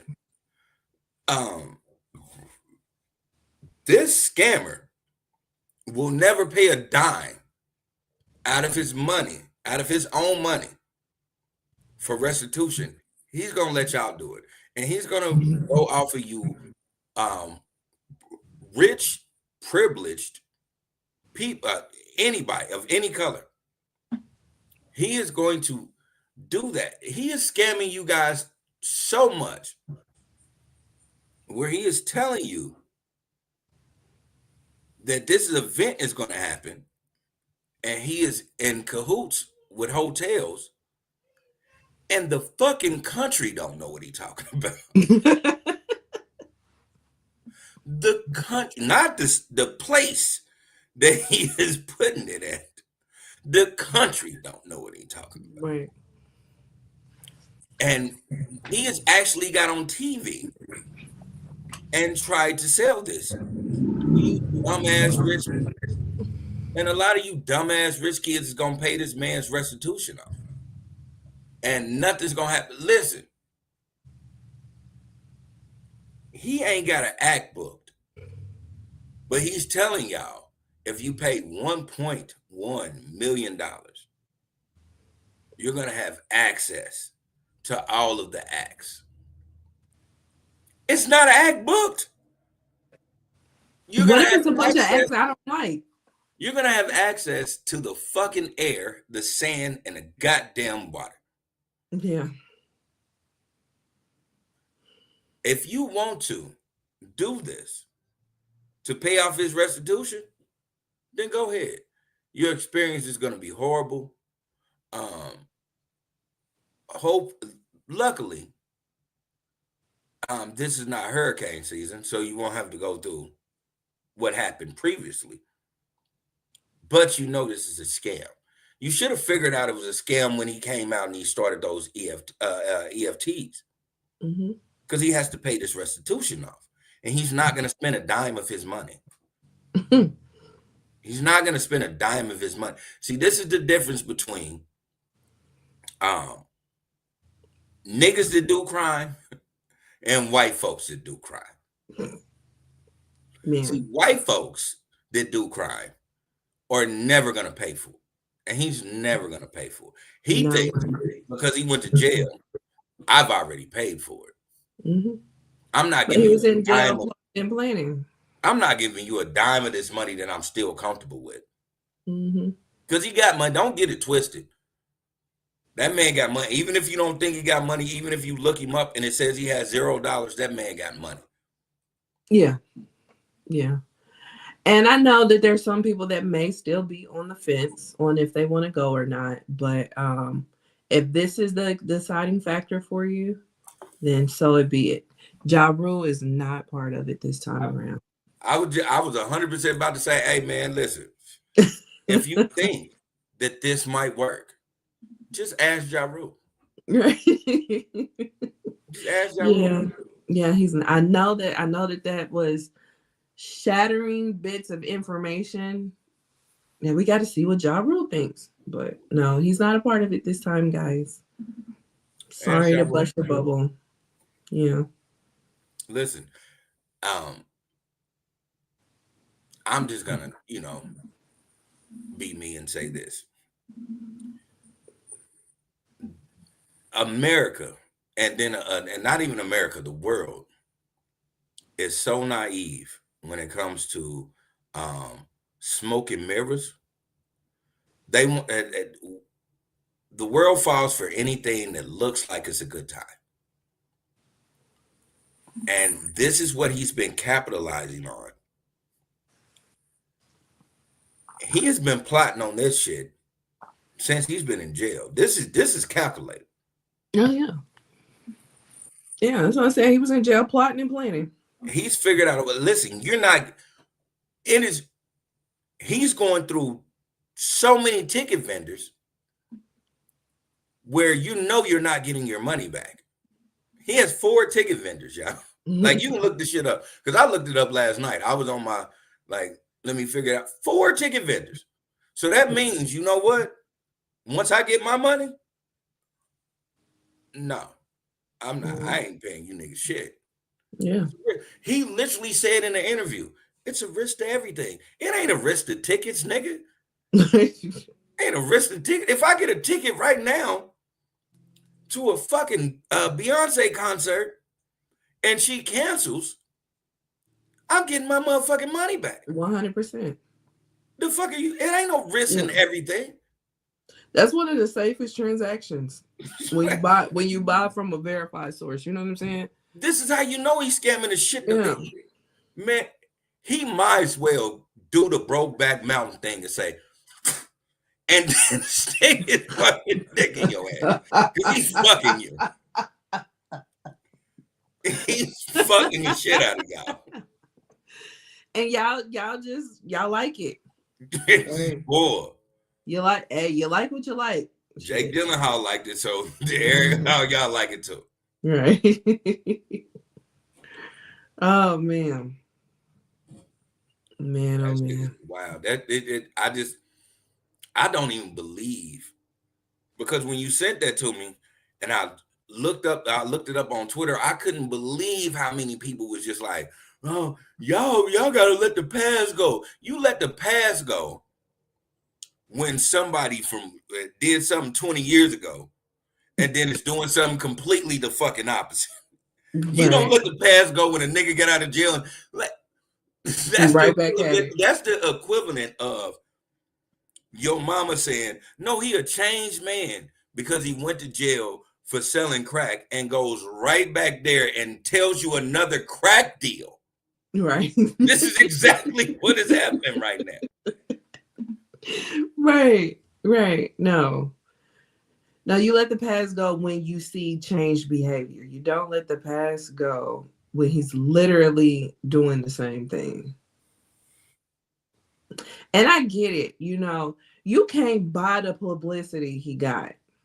You cannot buy that type of publicity. Wow. So I get that this name is astronomical. You can't let the name go. However, if you were to do something with the name that would be in the realm of what you did that screwed people over the first time, you have to have some guarantees with it. And you have to have some guaranteed backing. You know what I'm saying? The shit has to be transparent and solidified. And before you even come to the public with the shit, you know what I'm saying? Which means you're gonna have an incredible gift of gab to even get people to be on. Cause you ain't signed an artist the first to take part in this foolishness. It ain't. Listen, if I was an artist, I promise you, I would sign up for the shit because I know it wouldn't happen. Same. If I was an artist, I would have some type of guarantee. You're gonna have to give me 3/4 of my money up front. Yep. You know what I'm saying? I gotta have all the confirmation sent to me personally. Like it has to be transparency 100% with what's going on. You know what I'm saying? Because I'm not gonna leave my couch and get on a plane to come down there for no fuck shit. But I would definitely consider if I was an artist, because like I said, you can't buy that promo. You can't. I would, if I was an artist and this shit was happening and he came to me, I'd have been like, boom, this is what I want. And I want 350 up front right now, wire transfer. Boom. Give it, because I know it's not gonna happen. And if it does happen, my nigga, I'm going to be leaving a show to do this shit. I'm gonna be so late. I'm not even gonna want the other money because I'm just surprised that this shit even happened. Right. And I'm gonna say it on the mic. I didn't think this shit was gonna go down. That's why I'm late. Like I had to make sure y'all was here before I came. Like man, I'm not gonna be singing to the dolphins and the sharks and all that. Like I'm not doing that. Not doing that. Listen, and to give this man the benefit of the doubt, I want this to pop off. The reason why I want it to pop off is because I actually do, and I hate to say it like this, but this is 100% true. I actually do want it to happen, and I actually do want it to be a fucking shit show, because the whole saying is, fool me once, shame on me, or shame on you. Fool me twice, shame on me. Mm-hmm. I want people to understand that you can't fucking trust a scammer. Yeah. So I want it to pop off, because whatever, I want them niggas that paid $1.1 million to be so mad that all they got is bologna sandwiches and water. And they got to see ZZ Top.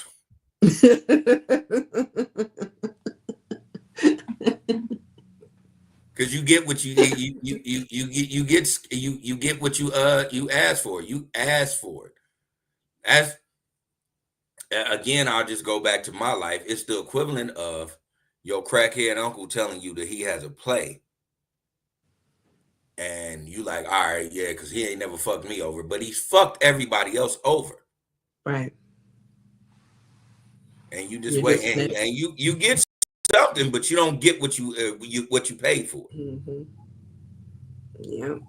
And the first thing your crackhead uncle says is, didn't I come through? Nigga, you came through with $45 fucking dollars. You supposed to have $1,500. Yeah. You made me drive down to Texas for that's not gas. No. But I want it. I want this to happen to people, because let this be a lesson for you. Like, let this be a lesson to everybody, man. Come on, man. I want it to pop off. And if it does do its thing and it's one of the best shows around, listen, I'll eat crow. I don't have no problem with eating crow. But I just don't believe that you could damn near kill all of these people, go to jail for it, get quote unquote rehabilitated, and turn around and say you're gonna do the same motherfucking thing again. It's tough. And this time it's gonna be different. Right. Like how? I don't know. What?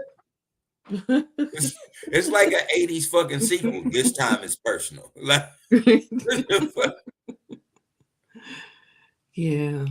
This is some straight foolishness. It's some straight foolishness.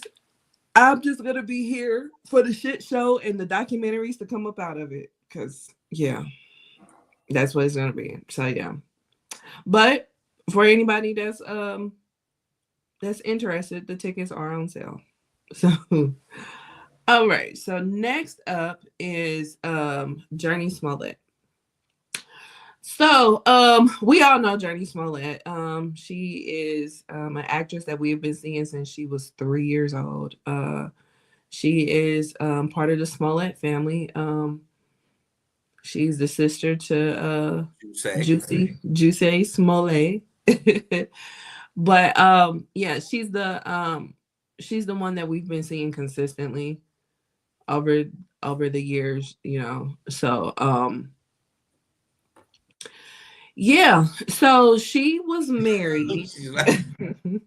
She has great accolades, yeah. Yeah, she does. One of the things that we saw her in was Lovecraft Country, Underground. Yep. She was Michelle's friend on Full House. Mm-hmm. She was on one of the best episodes of Martin, and she was hilarious. Right? You're like, it's a tumor. Yeah. Jurnee's hard. Jurnee is hard, and Jurnee's fine as a motherfucker. Like, yeah, she's beautiful. She's beautiful. And then she was also in that Tyler Perry movie that was one of his worst movies, but not because of her. She acted her ass off in a badass movie. Yeah. What was it called? The Marriage Counselor? No, wait, hold on. No, it wasn't. Temptation. It's one of Tyler Perry's worst movies. I would say it's up there for like in the running to be his worst movie, but it's not because of her at all. It's not. Yeah. She did a phenomenal job. As much as you can do in a horrible movie. Yeah. Because there was even some parts where I was like, what the fuck? But it wasn't because of her, it's because of the direction. So I digress. So she was married for some years. I want to say between the years of 2010 and 2019, she was married. And she did have a son born to that marriage, and they got divorced. Well, her husband, who is not as successful as her financially, he, in the divorce, he was awarded almost $1 million. And then he also gets child support and alimony, and it's like $7,000 a month. Yeah. So one thing that she was supposed to give him, which he did not get, was part of her retirement. And now it's coming up because I guess he's going after the retirement. Now, the years that he was married to her are the only years that he's requesting to be compensated. I think he was supposed to get half. And so that's what he's requesting to be compensated for. So it's not like she's been putting into this retirement since she started acting, which was, again, 3 years old. And she's in her 30s now. And the internet's been up in arms about this. And if we just keeping it real and being fair, he's owed it. Because like I said, he's not going after the whole pension. He's only going after what was awarded to him, which was the amount that half of the amount that was made between the years of their marriage. And they are in California. California is a community property state, so everything is up, in California when you're going through a divorce. And if the tables were reversed, everybody would be like, pay that lady. Yep. You know what I mean? So yeah. Now, how you feel about men taking money from women is how you feel. But if we're being fair, and if we're being fair, she owes it. You got to give it to him. And that's just it, and that's all. But I'm biased. I'm just it's for me. We've had this conversation. Yeah, so yeah. No. Right. Being fair, absolutely give him his money. But me being biased, I just think it's weird that a man takes money from a woman. You say that, and I say, see these boys up 10,000. Bitch, give me your retirement, ho. What are we talking about? You didn't sign a prenup. Yeah. This is, and again, prenups are not a bad thing. I don't care if you are broke, and I don't care if you have $1 billion. Prenups are a beautiful thing because if y'all do split, then you don't have to worry about the rigmarole of fighting over money. Yeah.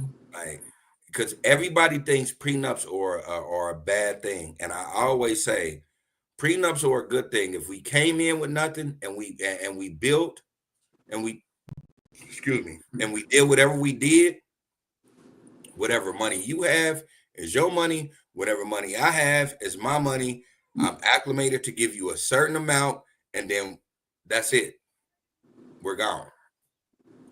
And I think people need to do that because it is just going to, not only does it take the headache away from things, it takes away the argument about money in front of the children. You know, because at the end of the day, that's what it's all said and done. I am 100% for prenups, and I don't have no money. But if I ever got married, I'm going to sign a prenup. Just because I'm never going to go through a situation, not saying that I want the marriage to fail, but I'm saying this as a man. I'm going to sign a prenup because if Jasmine becomes a millionaire and all of a sudden we start hating each other, you know what I'm not going to do? Tell her that she owe me that $1 million, and I'm going to just keep it 100. That money is her money, and I'm going to make sure in writing that that money is her money. Mm-hmm. I'm not going to fight over it, and I'm not going to act funny because my son is not going to be like, man, damn, that's all they talk about. Nah, that's her money. Yeah. I mean, I'm with it, and I'm not in the same breath, because when you're in a marriage, people have roles, right? And whatever works for your marriage is what works for your marriage. And it may work for your marriage that you are the one to stay home with the kids while your mate goes out and works. But that doesn't mean that because they're the one that contributed financially that you should walk away with nothing. You know what I'm saying? Even prenup or not, like, you work, it's just that you didn't get a paycheck, you know? Like, you made it to where that person can go out and work and collect a paycheck. You made it easy for them to do that, you know? So that person should be compensated. And that I agree with 100%. So let me, for my listeners who are listening to us, let's break down what a prenup is. A prenup is only a set precedent of this is what I'm going to allot myself to give. Mm-hmm. I'm going to give this amount if something happens, or if they're going to give this amount if something happens. That means I'm not going to try to rake you through the coals. You can't rake me through the coals. It's either going to be zero to whatever amount that we agree upon in this prenup. Mm-hmm. And that's what it is. What people hate about prenups is they don't do the reading of what a prenup is. They just hear prenup and think all their money is getting taken away. Yeah. That has nothing to do with it.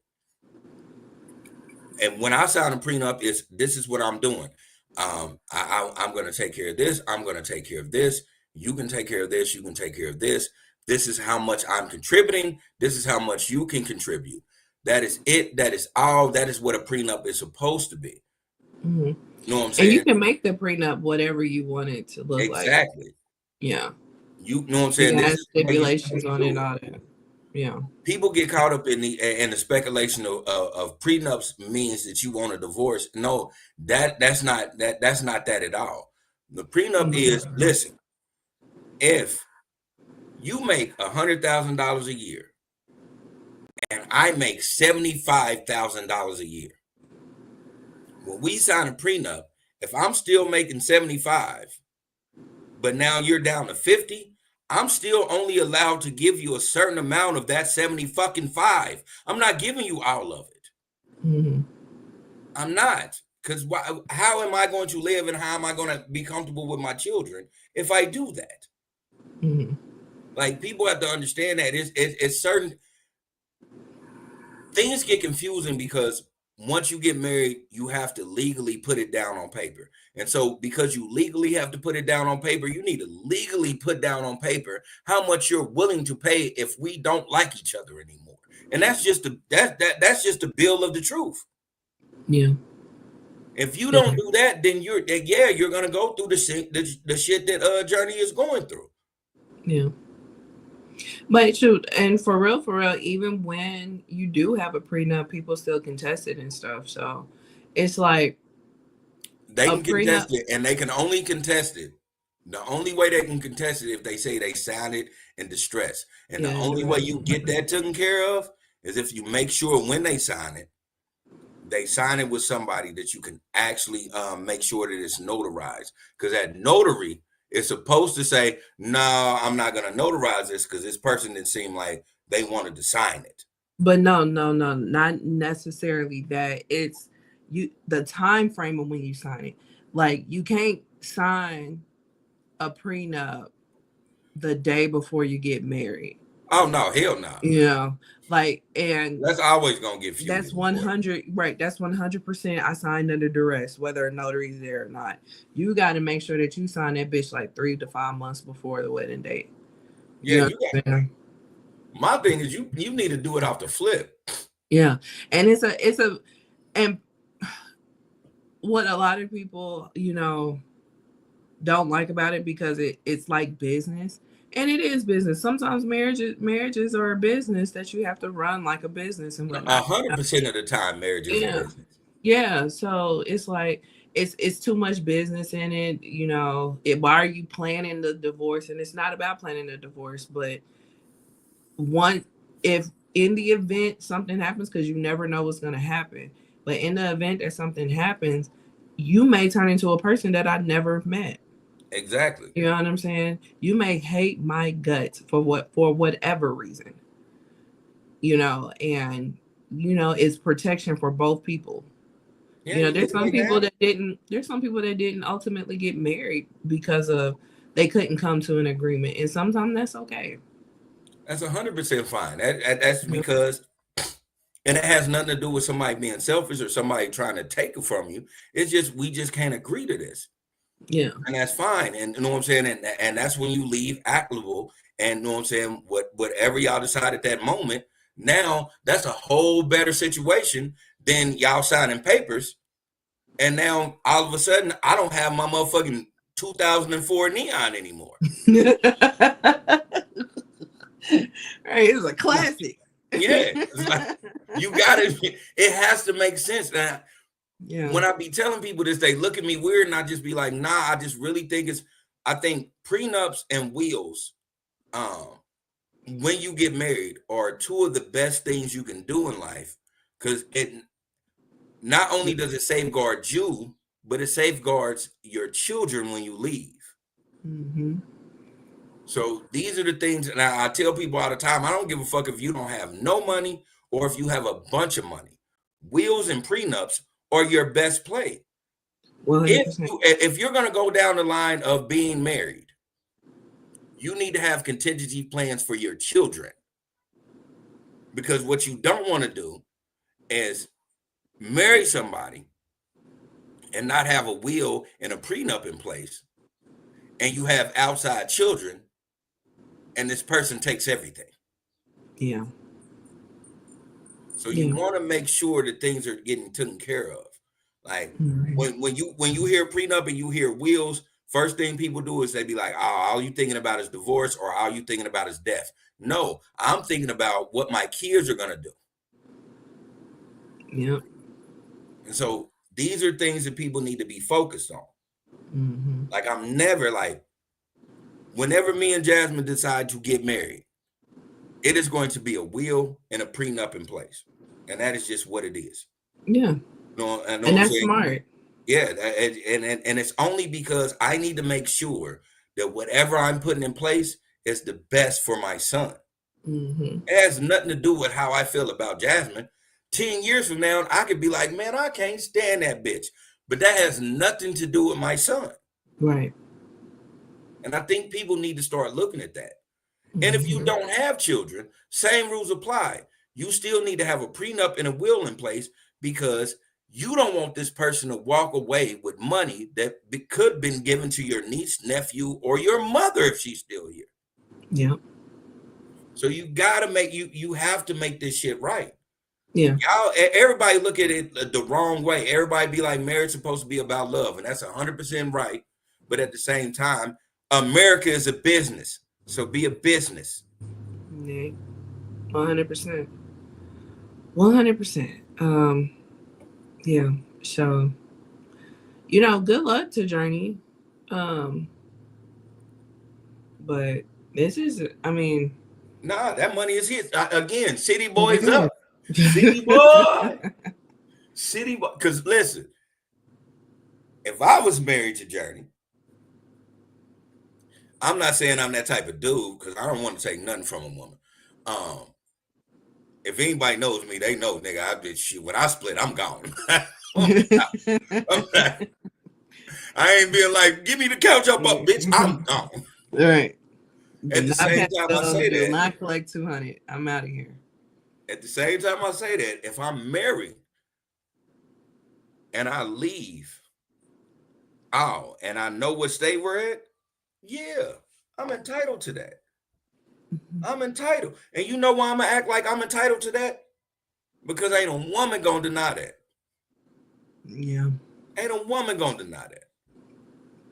And y'all can say whatever. It's a bunch of women right now that's listening like, I don't want nothing from that nigga. Why? Once you get that first cutoff notice, yes, you do. Yeah. Yes, the fuck you do. Cut that shit the fuck out. Yes, you do. You do. And it's a bunch of women that'll live in poverty and be like, fuck him, I don't want nothing to do. And those type of women, I love y'all to death, but sometimes y'all playing the game wrong because y'all don't know what business is. Yeah. Play the game right. It's only right. Like, I don't get mad with women, you know what I'm saying, get child support and get alimony and I don't get mad at that because if that nigga didn't sign no prenup, he got to do what he has to do. Yeah, I don't get mad. I don't get mad with it either. What annoys me is the ones that don't get it and brag about not getting it.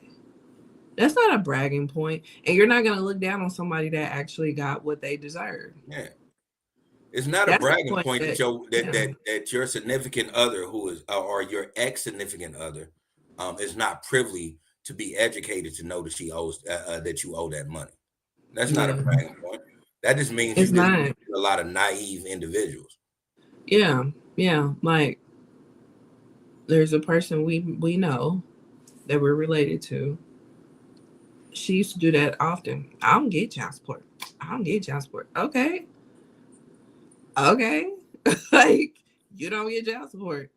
And I get it. My mother was the same way. My mother was like, I don't need nothing from your daddy. Yeah. I don't get. And okay, that's cool, but you know what? And I'm just keeping a beam with everybody. Like, yeah, like, boom. You know what? Probably would have wanted that child support. I wouldn't have started selling weed when I was so young. You know what I'm saying? Probably wouldn't have did that. If I didn't watch you crying over bills, I probably wouldn't have jumped off the porch, mama. Yeah. I'm just keeping it in the beam with you. Yeah. My brother told me a long time ago, because I told my brother, I ain't never going to be like you. Why? I'll never forget this. I was like 9 years old. I wanted to like, boom, because he was going in and out of McCune and all that. And I wanted to be like that fierce dude you see on them after school specials. Like, I'm going to be a psychologist and I'm not going to do blah, blah, blah, blah, blah. And my brother told me, and I'll never forget this. This is why I love my brother, because he's really, really smart. He just makes bad decisions, but he's a very smart man. At his age, he looked at me and he said, wait till you want something. And that's all he said to me. That's some real shit though. And it wasn't that I wanted Jordans or I wanted at the time I want Staffers or Jabot jeans. It wasn't none of that. It was I woke up one morning to use the bathroom and my mama was in the living room crying. And when I went in there and seen what was going on with her, you know, because I'm the youngest, I'm the baby of the family, so I'm looking at her, I'm asking her, is she okay? And she like, yeah, she hugging me and she rocking me back to sleep. And I'm looking and I'm seeing all these bills. And 2 days later, shout out to my man Cappy, he got me on. Yeah. And that's a real story. I'm talking about on my son. That's a real that really happened to me. Yeah. Yeah. That's how, you know, that's how it happened for a lot of people, especially people our age. You know what I'm saying? Like people jump off the porch now because it's cool. But people jumping off the porch then be out of necessity. You know what I'm saying? Because it's not something that people strive to do in our generation.